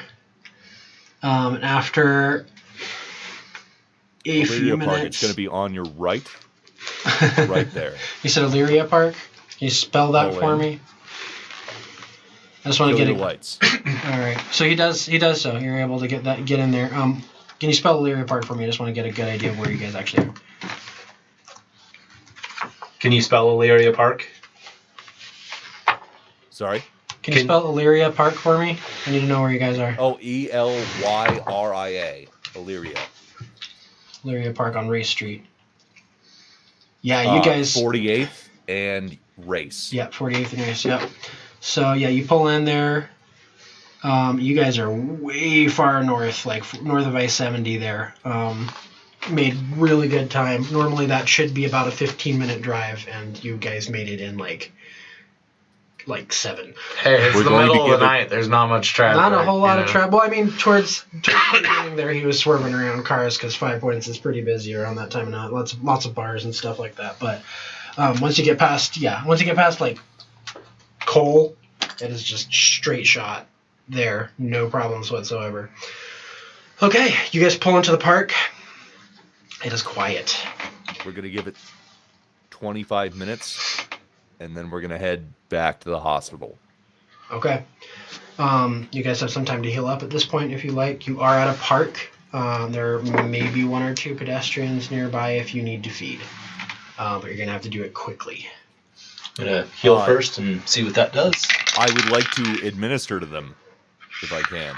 Sure. What do you got in your medical bag? Standard range of Novocaine, sutures, various pharmaceuticals, typically for, more direct but less imperative things. Okay. Do you guys I think intubation kits. Take care of this my way, and I would like to kind of using quickness dart into some trees and try to see if I can't find a couple. Maybe taking a nighttime stroll or something like that together. Okay. Go and swinger style. Preferred feeding method. And that's who I'll stop. Okay. Go ahead and roll me. It's going to be a standard feeding check. So I think that's going to be, for you, it's probably going to be charisma, and we'll go with out here. We'll go with insight. Insight. Well, in that case, I'm going to suture Liam. Okay. I'll take I'm hurting bad, so I'll take some anything that he might be able to. Yeah, do. he's able to sew up. He's able to extract and fill in one of the bullet wounds. 4 successes. Okay, yeah. You're able to find a couple, and you drink deeply. Okay. Go ahead and add. Go ahead and take away 2 hunger. That is going to be your time here, though. It's going to take absolutely. minutes. You can go ahead and take an additional 1 health point, on top of what you were able to heal. Okay. In the time. And I did on what I healed, I did get 2 failures, so I should add 2 hunger dice, right? 2 hunger, correct? Yeah. Okay. And that's going to take the full 25 minutes to sew them up and get the injection in and stuff. So, all right. So you administer some. I suppose. Do we have in that 25 minutes? Is Cortez able to find like a rat or something to throw at me? He goes hunting and hunts and gathers for me while I'm getting. Let's see. We're just going to do a standard check where he's a raven, so he doesn't get a whole lot of dice. But he does. He does one better. He finds you a cat. Ooh, yes, big raven. Yeah. To be fair, ravens are pretty big. Yeah. Yeah. No, he's able to find a small, fairly feral cat, very thin, not in the best shape, but you get a hunger point back. You get 1 hunger point. Cool. Thank you. Yeah, it's dark. It is, it's a skate park at night. Very early in the morning at this point. Not a whole lot of people around here. You guys are the only car in the parking lot, which is a little conspicuous, especially as a helicopter flies over. Christoph? You see a spotlight shine down and begin to start Time to go to the hospital. circling, and it makes its way. You guys want to do anything? I mean, if we're going, I'm gonna run out of the bushes and hop into the car. Christoph Go! I think the most hops in the car. He leaves the lights off and tries to kind of like pull out of the parking lot. But as you guys are pulling out, you see the spotlight hit you. Well, that was actually the only thing that I would have, and I don't even know if it would work. Is once again, if Cortez is able to do something, is there some manner of distraction he can cause? Helicopters. I'm not saying that he's not going to be able to go up and find the helicopter and do anything, but like, is there some manner of you could shoot something flammable nearby, or is he able to mess with the light? Something that will attract the spotlight away from us is more what I'm going for. No. Okay. Unfortunately not. The bird tries. The bird's flying around, cawing. You see it begin to fly up towards the helicopter, and as the wind that it's pushing down gets too intense, he kind of like flaps, and you see a spray of feathers. Mm-hmm. And then he just begins to circle back around, and that's his signal that he's got nothing. Mm-hmm. You guys, as the spotlight hits you, you guys take off. You guys are heading southbound as fast as possible. You begin heading down York Street, making your way as quickly as possible to St. Joseph's. And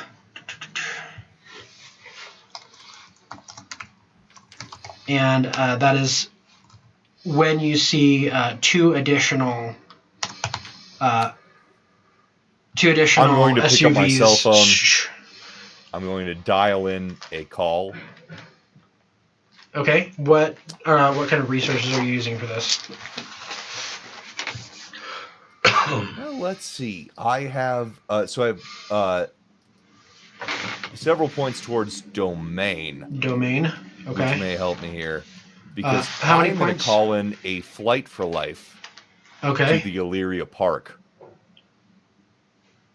Because an emergency helicopter is going to clear the area of other helicopters. Interesting. Okay. So yeah, you do. So you call in Flight for Life to the Illyria Park. They know your name, so you don't have to explain specifically what's going on. I'm going to say that there's a couple that's just been viciously assaulted and needs to get to the hospital as quickly as possible. Okay. So yeah, the Flight for Life. I don't like vicious. It was more like a vigorous. Gross. Gross. Okay. But yeah, they say dispatching immediately. It's going to take a couple minutes for them to get to the area that you guys are. Clearing airspace might not necessarily be in the purview of clearing the helicopter that's currently following you, but it was definitely worth a shot in that regard. Go ahead and we're going to go ahead and have another contested driving check here to see what the SUVs can do. They're going to have a few more dice because of the spotlight helping out here. Christoph You should try to shoot out the light.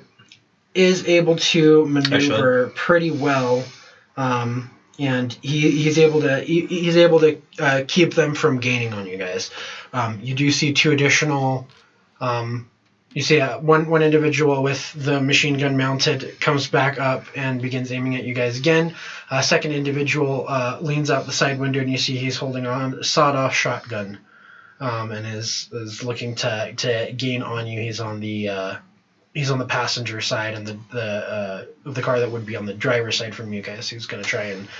You figured the plan is for him to drive up to the side and start blasting at you guys individually, but we're going to see how this goes. So in this first round, as you guys are zipping down, we'll say zipping down Brighton to Park Avenue there, what are you guys doing? So the cars are following how far? They're probably about 30 feet back, so just out of firing distance for the machine gun. Okay. And they're not gaining on you, thankfully.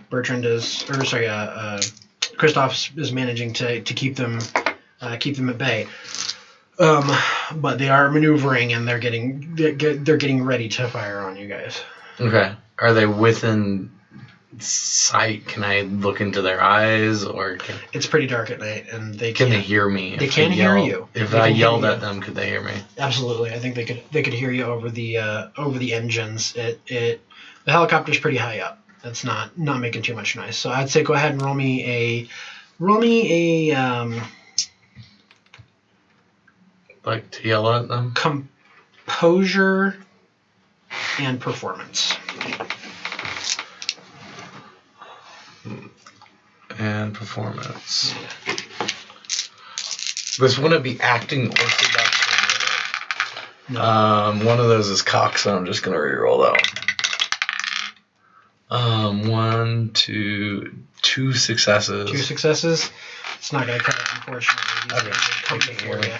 Well, they can hear you, but they're coming for you in a manner that the even with the success of being able for them to hear you, they're not going to be swayed.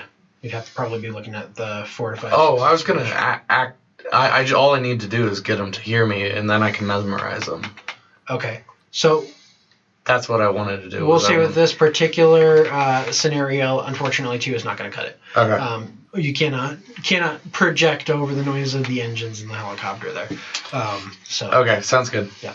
So you try to reach out for them and wrap around their minds with a command. very commanding presence, but unfortunately they either cannot hear you or they are too possessed in the chase to Sounds be good. affected. So yeah, that brings us to Bertrand did the flight for life. Lysander did the caller. Liam, what are you up to? I would. One, is any kind of speaking a free action? I would say so, yeah. Okay. You can speak while you do other things, so that's fine. So I'm going to try to aim for the spotlight that the helicopter has and try to shoot it out so that hopefully the SUVs that are tracking us have more of a difficult time doing that. And while I'm doing that, go, man, I wish that guy with the shotgun would shoot their driver. Okay. So aiming for the light, what are you rolling here? I'm sorry. I assumed that it would be dexterity firearms again. It's going to be dexterity firearms there. This is going to be a higher difficulty, so you're going to do a minus. You're going to be taking a -2 because you're firing way up. I am going to re-roll that then because I should take out dice. Can't really choose which dice would have not been rolled. I'm sorry about doing that. I have 2 successes, and it is on the blood die. 2 successes on the hunger die. That's fine. That only counts. Blood die only count if you're doing failure. So 2 successes. You're firing up there, but it's just too wide. It is just too narrow of a point to hit, and you're firing too wide. So you manage to. You hear a couple of tings off of like the propellers, and you see the helicopter begin to sway just a little bit, but the pilot is able to correct for it. Yeah, that brings us to the top of the round here. We're going to be having Kristoff going up against the additional drivers here. So we've got...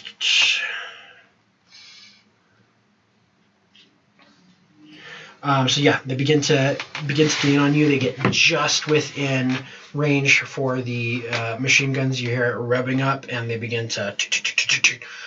this time they are aiming for the tires of the car. So there wouldn't be any meat shielding there unless one of you wanted to bail. Okay. So that's going to be a... I'd like instantly die from this machine gun, knowing what happened to you. Firearms there. Yeah, you guys are driving. You see Kristoff swerve to get out of the way, but unfortunately the machine gun pops the back right tire, and you guys swerve off of the road and into the side of the street there, slamming into a telephone pole. I need everybody to go ahead and make a stamina athletics to see if you guys can manage to get out of this uninjured. Nope. Okay. That one is cocked. Looks like 1 success so far and 1 success. Okay, so 2 successes? Just 1 for me. Oh, just the 1 success, okay. And Bertrand? 2 successes, 1 critical. 1 critical success, okay. So Bertrand is able to tuck and roll. Kristoff is dead. He slams into the side of the telephone pole. His head is just wrecked, splatter across this thing. The car is wrecked. Bertrand, looks like you'll need a new driver. Tuck and roll. Both of you take a health point. Okay. All right. The SUVs immediately pull off to the side of the road and begin firing at you again. It takes you a turn to get back up on your feet. So that is going to be the first attack is going to be aimed at you, Liam, because you were causing the most trouble in that particular scenario. Thankfully, they all miss. You have enough cover and you're prone, which makes it very difficult for them to hit you. Mm-hmm. And they're able to. They just aim wide, and they're firing at the ground beside you. You need to find a cover, otherwise you're going to be going down here in the next turn. Mm-hmm. Lysander, you're able to get to your feet. What do you do? Can I catch the eye of this the machine gun guy or the shotgun guy? You're gonna have to pick one or the other. I would take whichever one. Whichever. Okay. So high is the shotgun, low is machine gun. Low. So you go for the machine gun guy, firing at your friend. Yeah, I'd like to pop up, look him in the eyes, and try to go ahead and do a mesmerize. Okay. Is that cool? Yep. Go ahead and you just see if I do not gain hunger and for.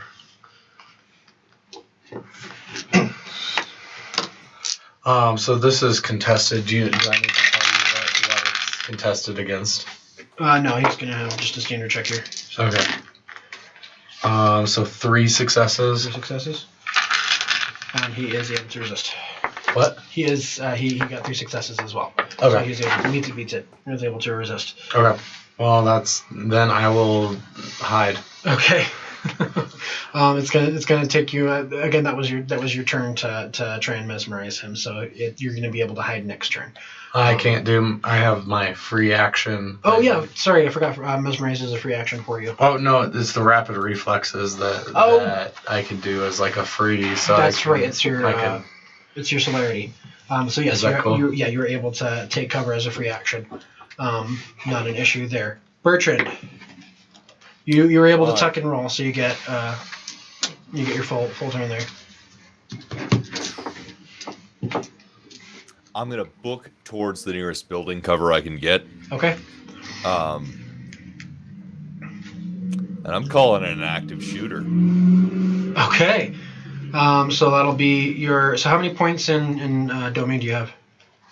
In what? In domain, how many points do you have? Domain 2. 2. Okay, so this will be your last point for domain. Okay. Calling in. So we'll go ahead and say that you call in active shooter. You hear after a moment you hear police sirens fire off in the distance. They're on their way. That'll be your action. So we're going to go ahead and go back to top of the round with the drivers, and the individual with the machine gun hops out, or the individual with the shotgun hops out of the car, immediately runs up on you, Lysander, and is going to jump out from behind the cover and fire one off for you here.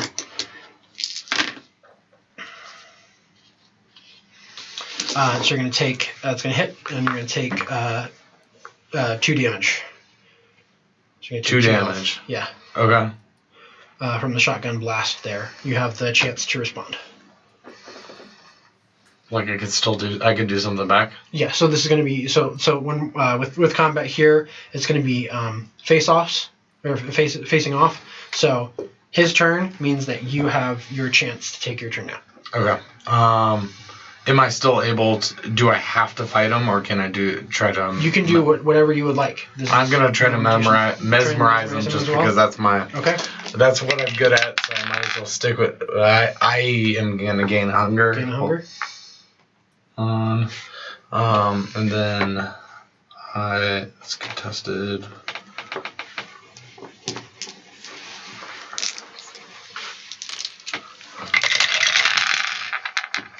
So I have 1, 2, 3. 3 successes. 3 successes. You have 1.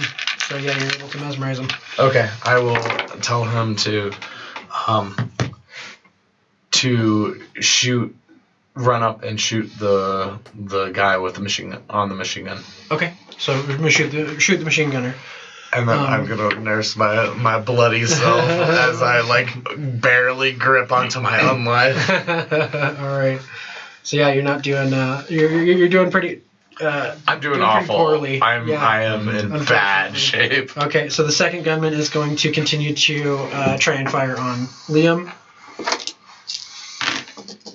and that is 4 successes. So you take an additional 2 health. All right. I am also not looking very good. Yeah. Maybe not quite as bad as Lysander, but pretty bad. Yeah. You're able to soak a lot more than I am. Yes, that is absolutely what's going on here. So, what are you doing in response? So my original plan when all of this started going down was to try to take cover behind the car and then maybe blow up the car, the general gas tank thing. Okay. But I think with these guys up on us, I imagine I don't have as much of a bead on the Corvette gas tank as... Yeah, no, you were thrown a solid 20, 30 feet from the car. Okay, so that wasn't ever realistic anyways then. Okay, in that case, I think I'm going to be doing the dual attack of if I can spend as many attacks as I can with my firearms and then also have Cortez trying to help me out. Okay. So that'll give him a -1 on his next attack on you, with Cortez distracting him. Okay. Let's go ahead and wave that there. And then you get your 2 shots off. So go ahead and roll dexterity plus... Or no, sorry, it's wits plus firearm. Okay. In that case, I have an extra die. Yep. I have 1, 2, 3, 4, 5 successes. 5 successes hits, and yeah, you see 5 successes. Yeah, you take him out.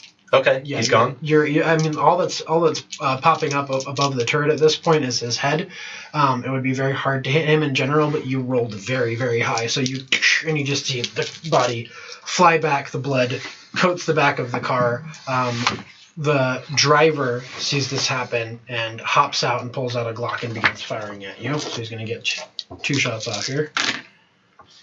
First shot is 3 successes, not going to hit. Second shot is 5 successes, that will hit. You take 1 health.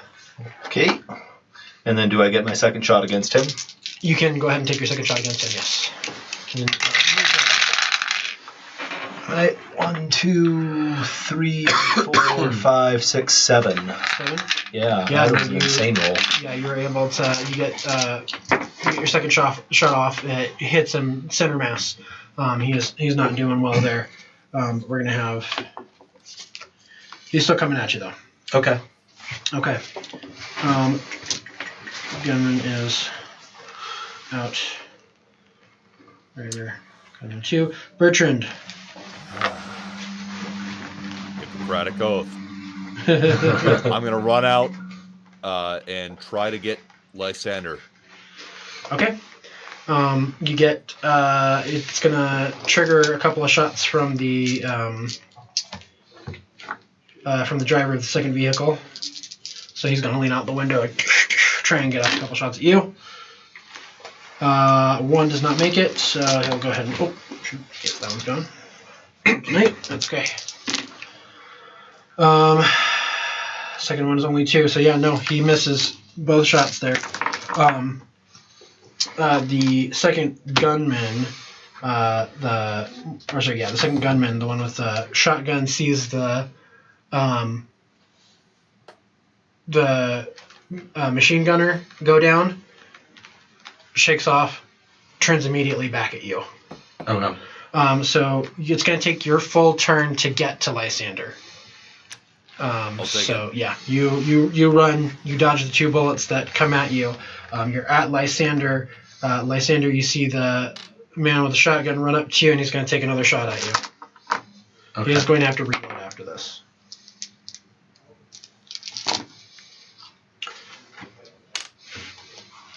Yeah, 5 successes with a critical, so you're going to take another 2 damage. I'm gone. Yep. So you're running towards Lysander as you see the gunman shake off whatever mesmerization Lysander had on the shotgunner. He turns around, cocks the barrel. You see the shell fly. He reaches up and he pulls the trigger, and you see the last remaining shells collide with Lysander's skull. Any last words? No. Okay. And you watch as Lysander's body shakes and withers to skeletal remains and then dust. Lysander, you are deceased. Okay. I will go ahead and step out then. Yes, please do.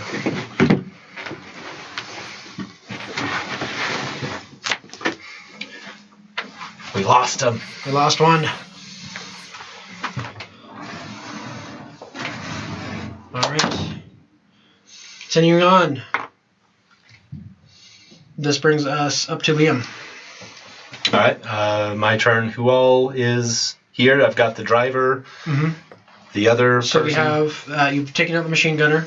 The driver of that vehicle with the machine gun on top is not doing well. He's taken a shot from you with a critical success. You did hit center mass. Both the driver and that is firing at Bertrand and the shotgunner are still going strong. Okay. It's a lot of people for, Yeah. Yeah. For two vampires. Yeah. Even kindred have their limits when it comes to firearms damage. What would there be in the way of, like, I don't know what, like, buildings are around, what stuff's around. If I was to be, if I were to be trying to run away and just stealth and hide so that these guys can't find me, how realistic is that? That is pretty realistic. You're trying to lose them on foot, which is actually going to be easier in a city than trying to lose people in a car.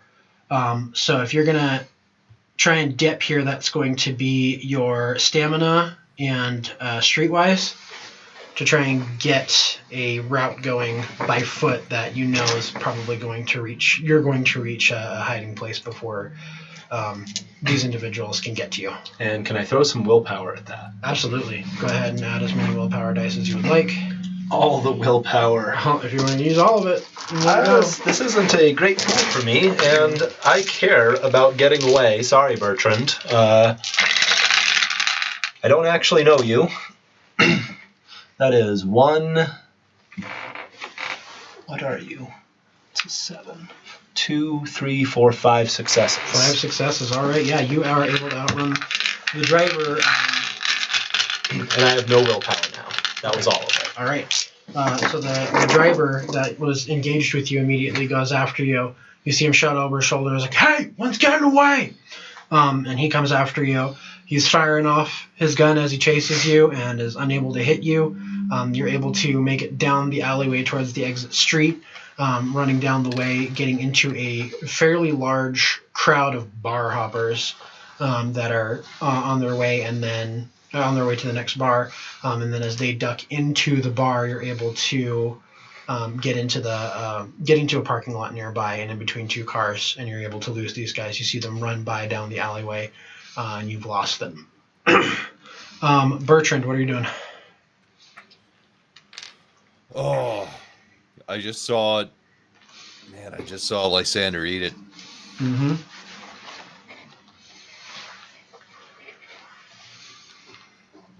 Sometimes you got to take your licks. Sometimes you're lost. Mm-hmm.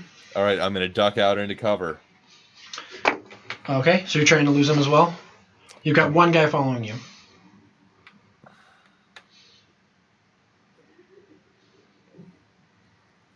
I'm going to burn a contacts point. Contacts? Going to burn a contacts point. It is about, actually, I apologize, it is about this point that you hear, after Liam takes off, you hear the sirens pull up. What contact would you like to make? Closest person who can get me to Juliet. To Juliet? Yeah. Okay.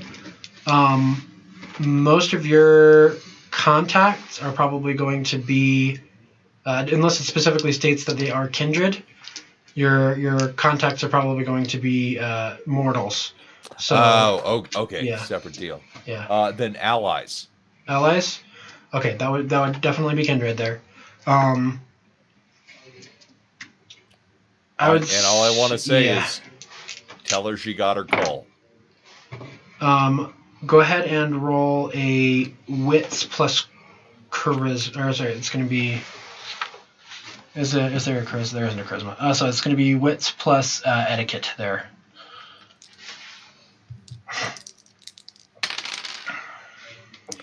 Oh, double crits on the Nice. Ooh. Nice. Okay. And then 1 success, 1 fail. Okay. So 3 successes, 2 of which are crits. All right. So 5. So yeah, total 5, 2 of which are crits. So you know that out of all of the individuals that you would need to get in touch with, Juliet is the least likely to offer you any sort of sanctuary. The only individual that you think may be able to provide you any sort of succor in this particular situation is going to be Enoch Tomlin, who is the Malkavian elder. Enoch. Yep. Tomlin? Mm-hmm. And you know his Elysium, or his haven, is going to be Improper City Bar off of 33rd and 33rd and 32nd and Blake. 32nd and Walnut. So essentially you're looking at like a 15-minute drive, not booking it. The only person that you know that would be able to get you there that fast is dead. So you're going to need an alternate method of getting to 32nd and Walnut there. So I'll let you think that over here. Liam, you're hiding between these two cars. After about 2 minutes, 3 minutes of hunkering down, waiting for... Maybe doing some healing? Sure. I think I would have 2 more that I'm able to do here. Go ahead. That is 2 successes. Okay, so you take 2 health. Back up 2 health. Any additional healing will cost you blood, and you'll gain hunger. Okay. Okay. All right. Yes, you wait 2 or 3 minutes, heal up a little bit, waiting for things to die down.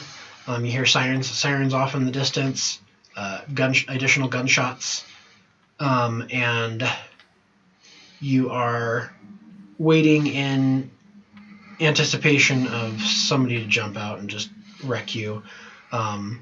You're waiting for the end of your unlife, and that is when your faithful raven lands on your shoulder and pecks at your head and then gestures for you to get up.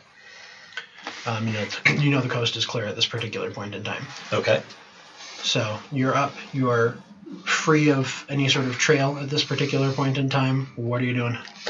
Probably, unless I know of any other Elysium that is closer, probably heading to the Denver Zoo, which, as I understand, is, I believe, the Gangrels? Yeah, that would be the Gangrel Elysium. You're relatively sure at this particular point in time, again, Improper City is probably going to be closer to Illyria Park. Okay. The next closest is going to be Blake Street Tavern, which is the Bruja Elysium. Okay. They're probably Malkavians, little nuts, wild cards there. However, Blake Street Tavern is the Elysium of the Prince of Denver. Mm-hmm. So if you're able to make it there and gain any sort of favor by, say, exposing the Toreador Antediluvian for initiating a cull without his permission. Oh, well, yeah. I had thought that was with his permission. Yeah, absolutely. I'll head that way if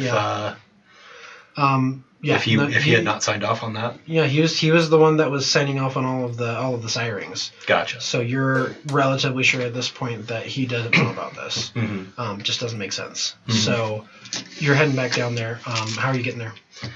Because it's going to be easily a 45-minute walk from where you are right now. Well, this might be where my $20 for an Uber might come in. Still don't love it, but might be smarter to go faster and use what the kind use to get around fast rather than doing anything that people who are looking for me would expect of a gangrel. So you're going to need some way to pull up an Uber. Unless you want to try and flag down a cab. I can probably try to steal something off of most any person passing by and just try to steal a smartphone. Roll me an animal Ken to see if your Raven can help you out on that. Absolutely. Animal Ken plus anything or just Animal Ken? Plus wits. Okay. Cool. While you're doing that, Bertrand, how are you getting... All my cards are maxed. Mm-hmm. You got $20 in your back pocket, and that's it.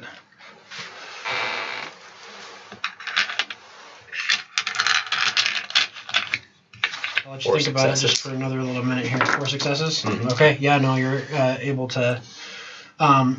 it's not as much he steals the phone for you as he distracts the individual. He drops something shiny in front of them, and they go to pick it up because, of course, Raven drops something shiny in front of you. You're going to pick it up. You don't just leave it.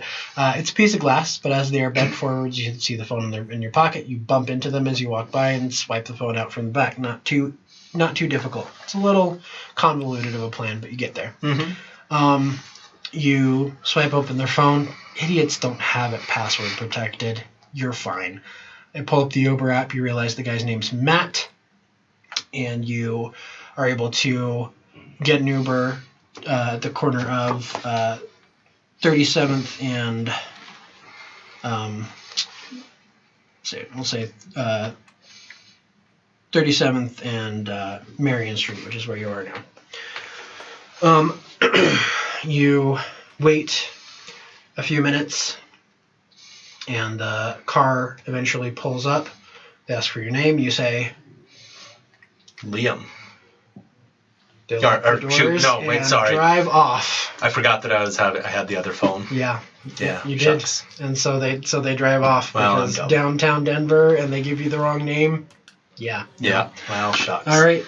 So you still have Matt's phone. Unfortunately, the Uber has been flagged. Yeah. Okay. So yeah, the Uber app has been flagged. You notice he still has a Lyft app. It's possible you might be able to go ahead and do that. Okay. It's going to be a little bit more expensive, but Lyft we'll have to see where they go. So that brings us back to Bertrand. What you up to? I'm an old man. I'm calling a cab. All right. I'm going to strip down to my shirt sleeves so that I don't have any blood on me anymore. Okay. Yeah. I'm going to hide in a bush. You call a cab. And, cabbies, they're used to all kinds of weird shit being called on. And you get, you call the standard Denver cab, which I believe is the 555. And after about 10 minutes, they're pulled over to the corner of Marion and Walnut, which is where you're hiding right now. And they both pull up. You guys have your transportation down to the local Elysiums. So we'll say your ride's going to be a whole lot shorter there, Bertrand. You arrive at Improper City. It is a fairly nice bar with lots of open air and food trucks that have been parked out front for food and beverage. And the music is high, and there are a lot of people around that if you didn't know about their background as far as being kindred of the disturbed sort, you'd peg for tweakers or neurodivergent individuals. And you approach. What do you do?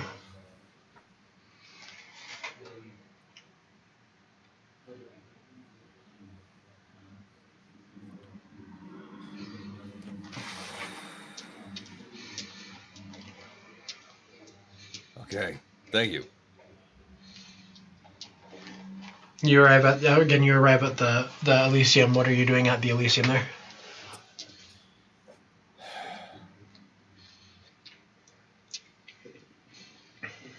Got nothing better. Let's go in.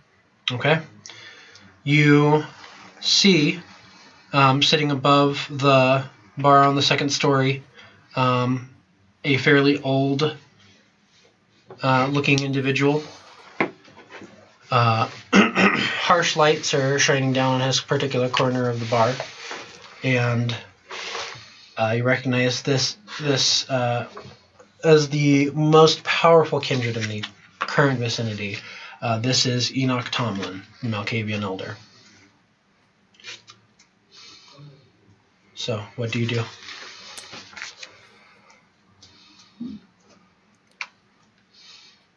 Seems Juliet decided there were too many of us. Interesting. I don't know what you've been up to, but I've been holding an attending position at St. Joseph's Hospital for 15 years. I've been bothering anyone. Were you in on this? No. What did I do? Born in the wrong era, I believe. It's an unfortunate turn of events. This will culminate in Juliet's execution, I believe. Things are not going the way she planned. 3 made it out alive. That was more than enough. I would recommend you discuss this with the prince. He knows not of her machinations, and if he were to get wind, he would be able to provide you succor. Enoch! Yes!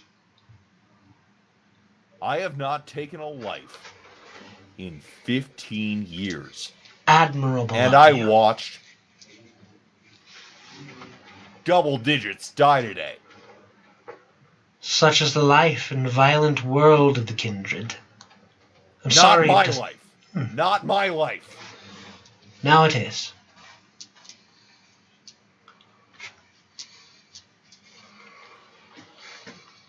Fine. You want to kill me too? I never wanted any death. It is not likened to our nature to prey upon each other. Unless, of course, you're bound by stricter laws and consider yourself above the Camarilla.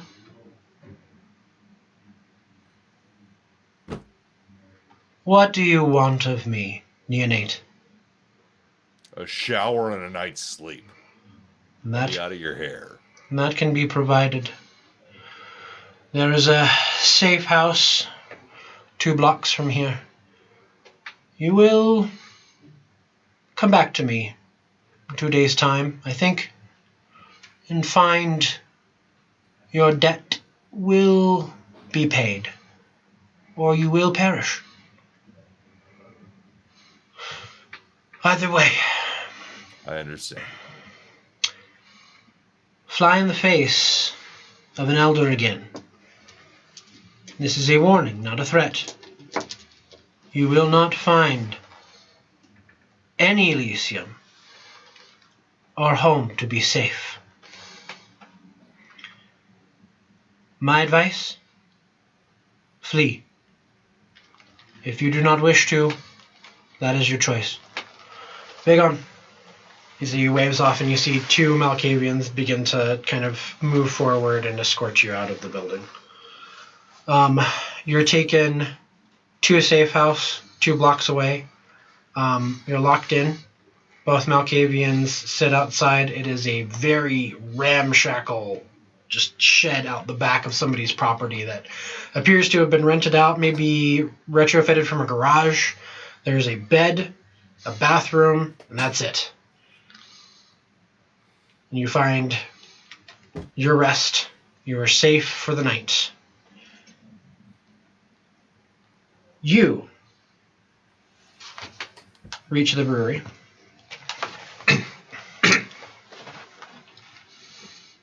The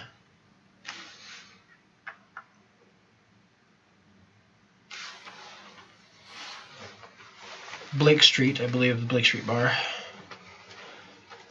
And find your way to the back of the bar where the Prince of Denver, Dante Cordoba, sits taking audience. What do you do? Am I able to request a audience with him, probably by one of the people standing around taking such requests? You approach the bar where you approach the booth where he's sitting, and 2 Brujah step forward, one very obviously strapped, the other just appears to be very large, and they look down at you. I have tales to tell the prince that I believe he would wish to hear about goings-on in his domain that he might not know of, about bad actors in the city who are abusing his good nature. You're awfully wordy for a gangrel. Trying to be polite. We don't take too kindly to that kind of thing around here. You want to try again? Someone's fucking with the prince's shit, and he should probably know about it. Lots of people fuck with the prince's shit. It is a pretty messed up city. You want to be more specific? The antediluvian Juliet Williams called for a culling in the city and has killed dozens of neonates this night. You hear from the back. You have my attention. Sit down. Comes to sit down. Do you have proof? I was there. I'm bleeding in many, many different ways on the edge of death, and there may be others who got out. Maybe. Well, of the two that I got out with, I watched one turned to ash. The other one ran as well. I lost track of him. It's not looking too good for you, neonate. You are uninitiated. You do not have a sire to stand by you and call upon. I can't go around executing antediluvians in my territory without any sort of witnesses. I highly recommend that you reach out to your other friend that may have escaped before you come back to my bar. You make another accusation like this in front of my people without any sort of proof, I will put you down myself. I do not need any sort of drama or interpolitical issues in my city. Callings, as unfortunate as they are, without proof, did not happen. So, find your proof, come back to me in 2 days' time. I'll seek audience with you again. So, 2 days pass. It takes a lot of effort for you guys to recover from the night. Liam, you're in hiding this entire time. You are able to feed relatively frequently, as animals are plenty. Stray animals are plenty in Colorado, unfortunately for them.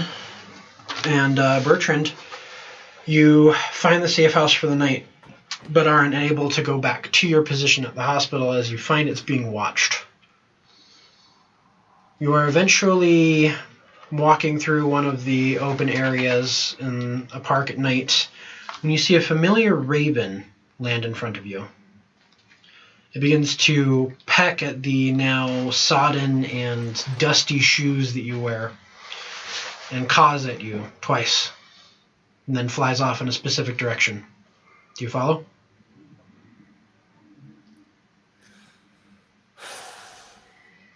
Regretfully, yes, I do.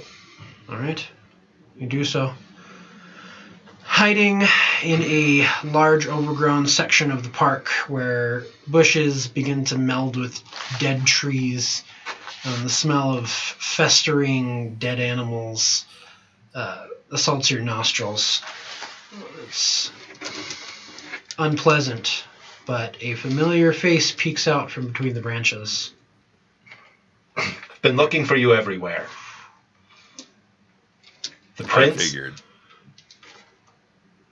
The prince needs proof that Juliet killed everyone. Yeah, sure. More witnesses would be enough. You want to go get these motherfuckers? If we tell the prince what happened, he'll get them. This is his domain. Nothing should happen here without his permission. It's the way he wants it to be. And anyone who goes against that goes against the Camarilla. If I learned a single thing that night, it's that it's not about permission. You just do it. Let's go. Listen. Do it. Listen. I do not know what high you're riding off of, but an antediluvian is going to eat us for breakfast. These are the ones who came before the fucking floods. Roll There. a... Maybe. Roll a... let's see here. Roll a resolve... No. Roll a charisma and persuasion check, please. And this is going to be against your resolve, and if you have any willpower, you can go ahead and put it in. Resolve willpower? Resolve, if you have willpower, you can add it to the pool. And I assume I have not regained willpower from the other night. Correct. Cool. Yeah. 1 success.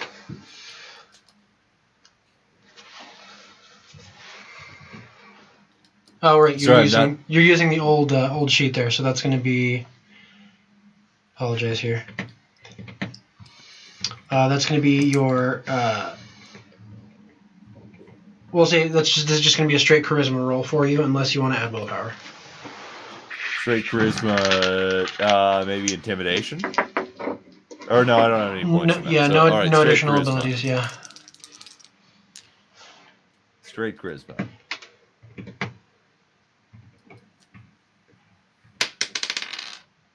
One success. 1 success, okay. So... Deadlock. You guys are at a standstill at this point.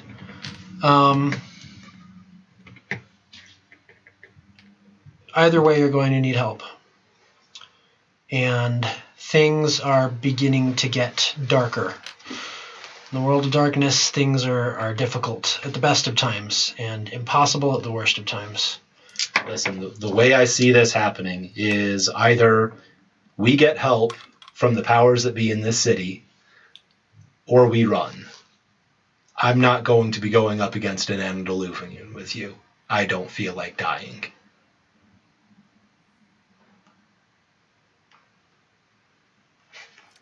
Well, my man. Turns out we got all the time in the world. And I just got a job offer in Seattle. So you run? How's about we bide some time? Well, if I don't have a witness, I'm going to run. Okay. And he's not going to witness for you, so... Nope. This is going to be the final roll of the night, ladies and gentlemen. I want you both to go ahead and roll me a wits and either subterfuge or streetwise to see if you can use the last of your connections or abilities to get out of town unnoticed. And this is against an antediluvian. 3 successes. Shit. 2 successes. Between the two of you, you beat her. Sweet. You find your way to Union Station, where you are able to hop on the last train southward and ride the rails without any sort of additional contacting, without any sort of additional resources, and feeding off of the individuals that you come across in your travels. By the time that you get down to, where was it, Santa Fe? Seattle. Well, yeah, I was there in Seattle. Yeah. Okay. By the time you get to the places that you need to get to, you are starving, Bertrand, and this is the only way that you knew how to get out. And Liam, did you go with him? Yeah, I'm not... You are also having quite an issue, but you made it. You've found yourself in Seattle and able to start a new life under a new prince. You have new introductions to make, but you are finally safe. For now. And that is our game, ladies and gentlemen. Thank you for joining us for World of Darkness, Vampire, the Masquerade-Survival. Dominic, you only run frustrating campaigns. I hope you had a good time tonight, and we'll see you next week for DM Me. And thank you for joining us on Creative Crits. Good night. Thank you. Thanks for running. Thanks, team. Thanks for watching. Woo!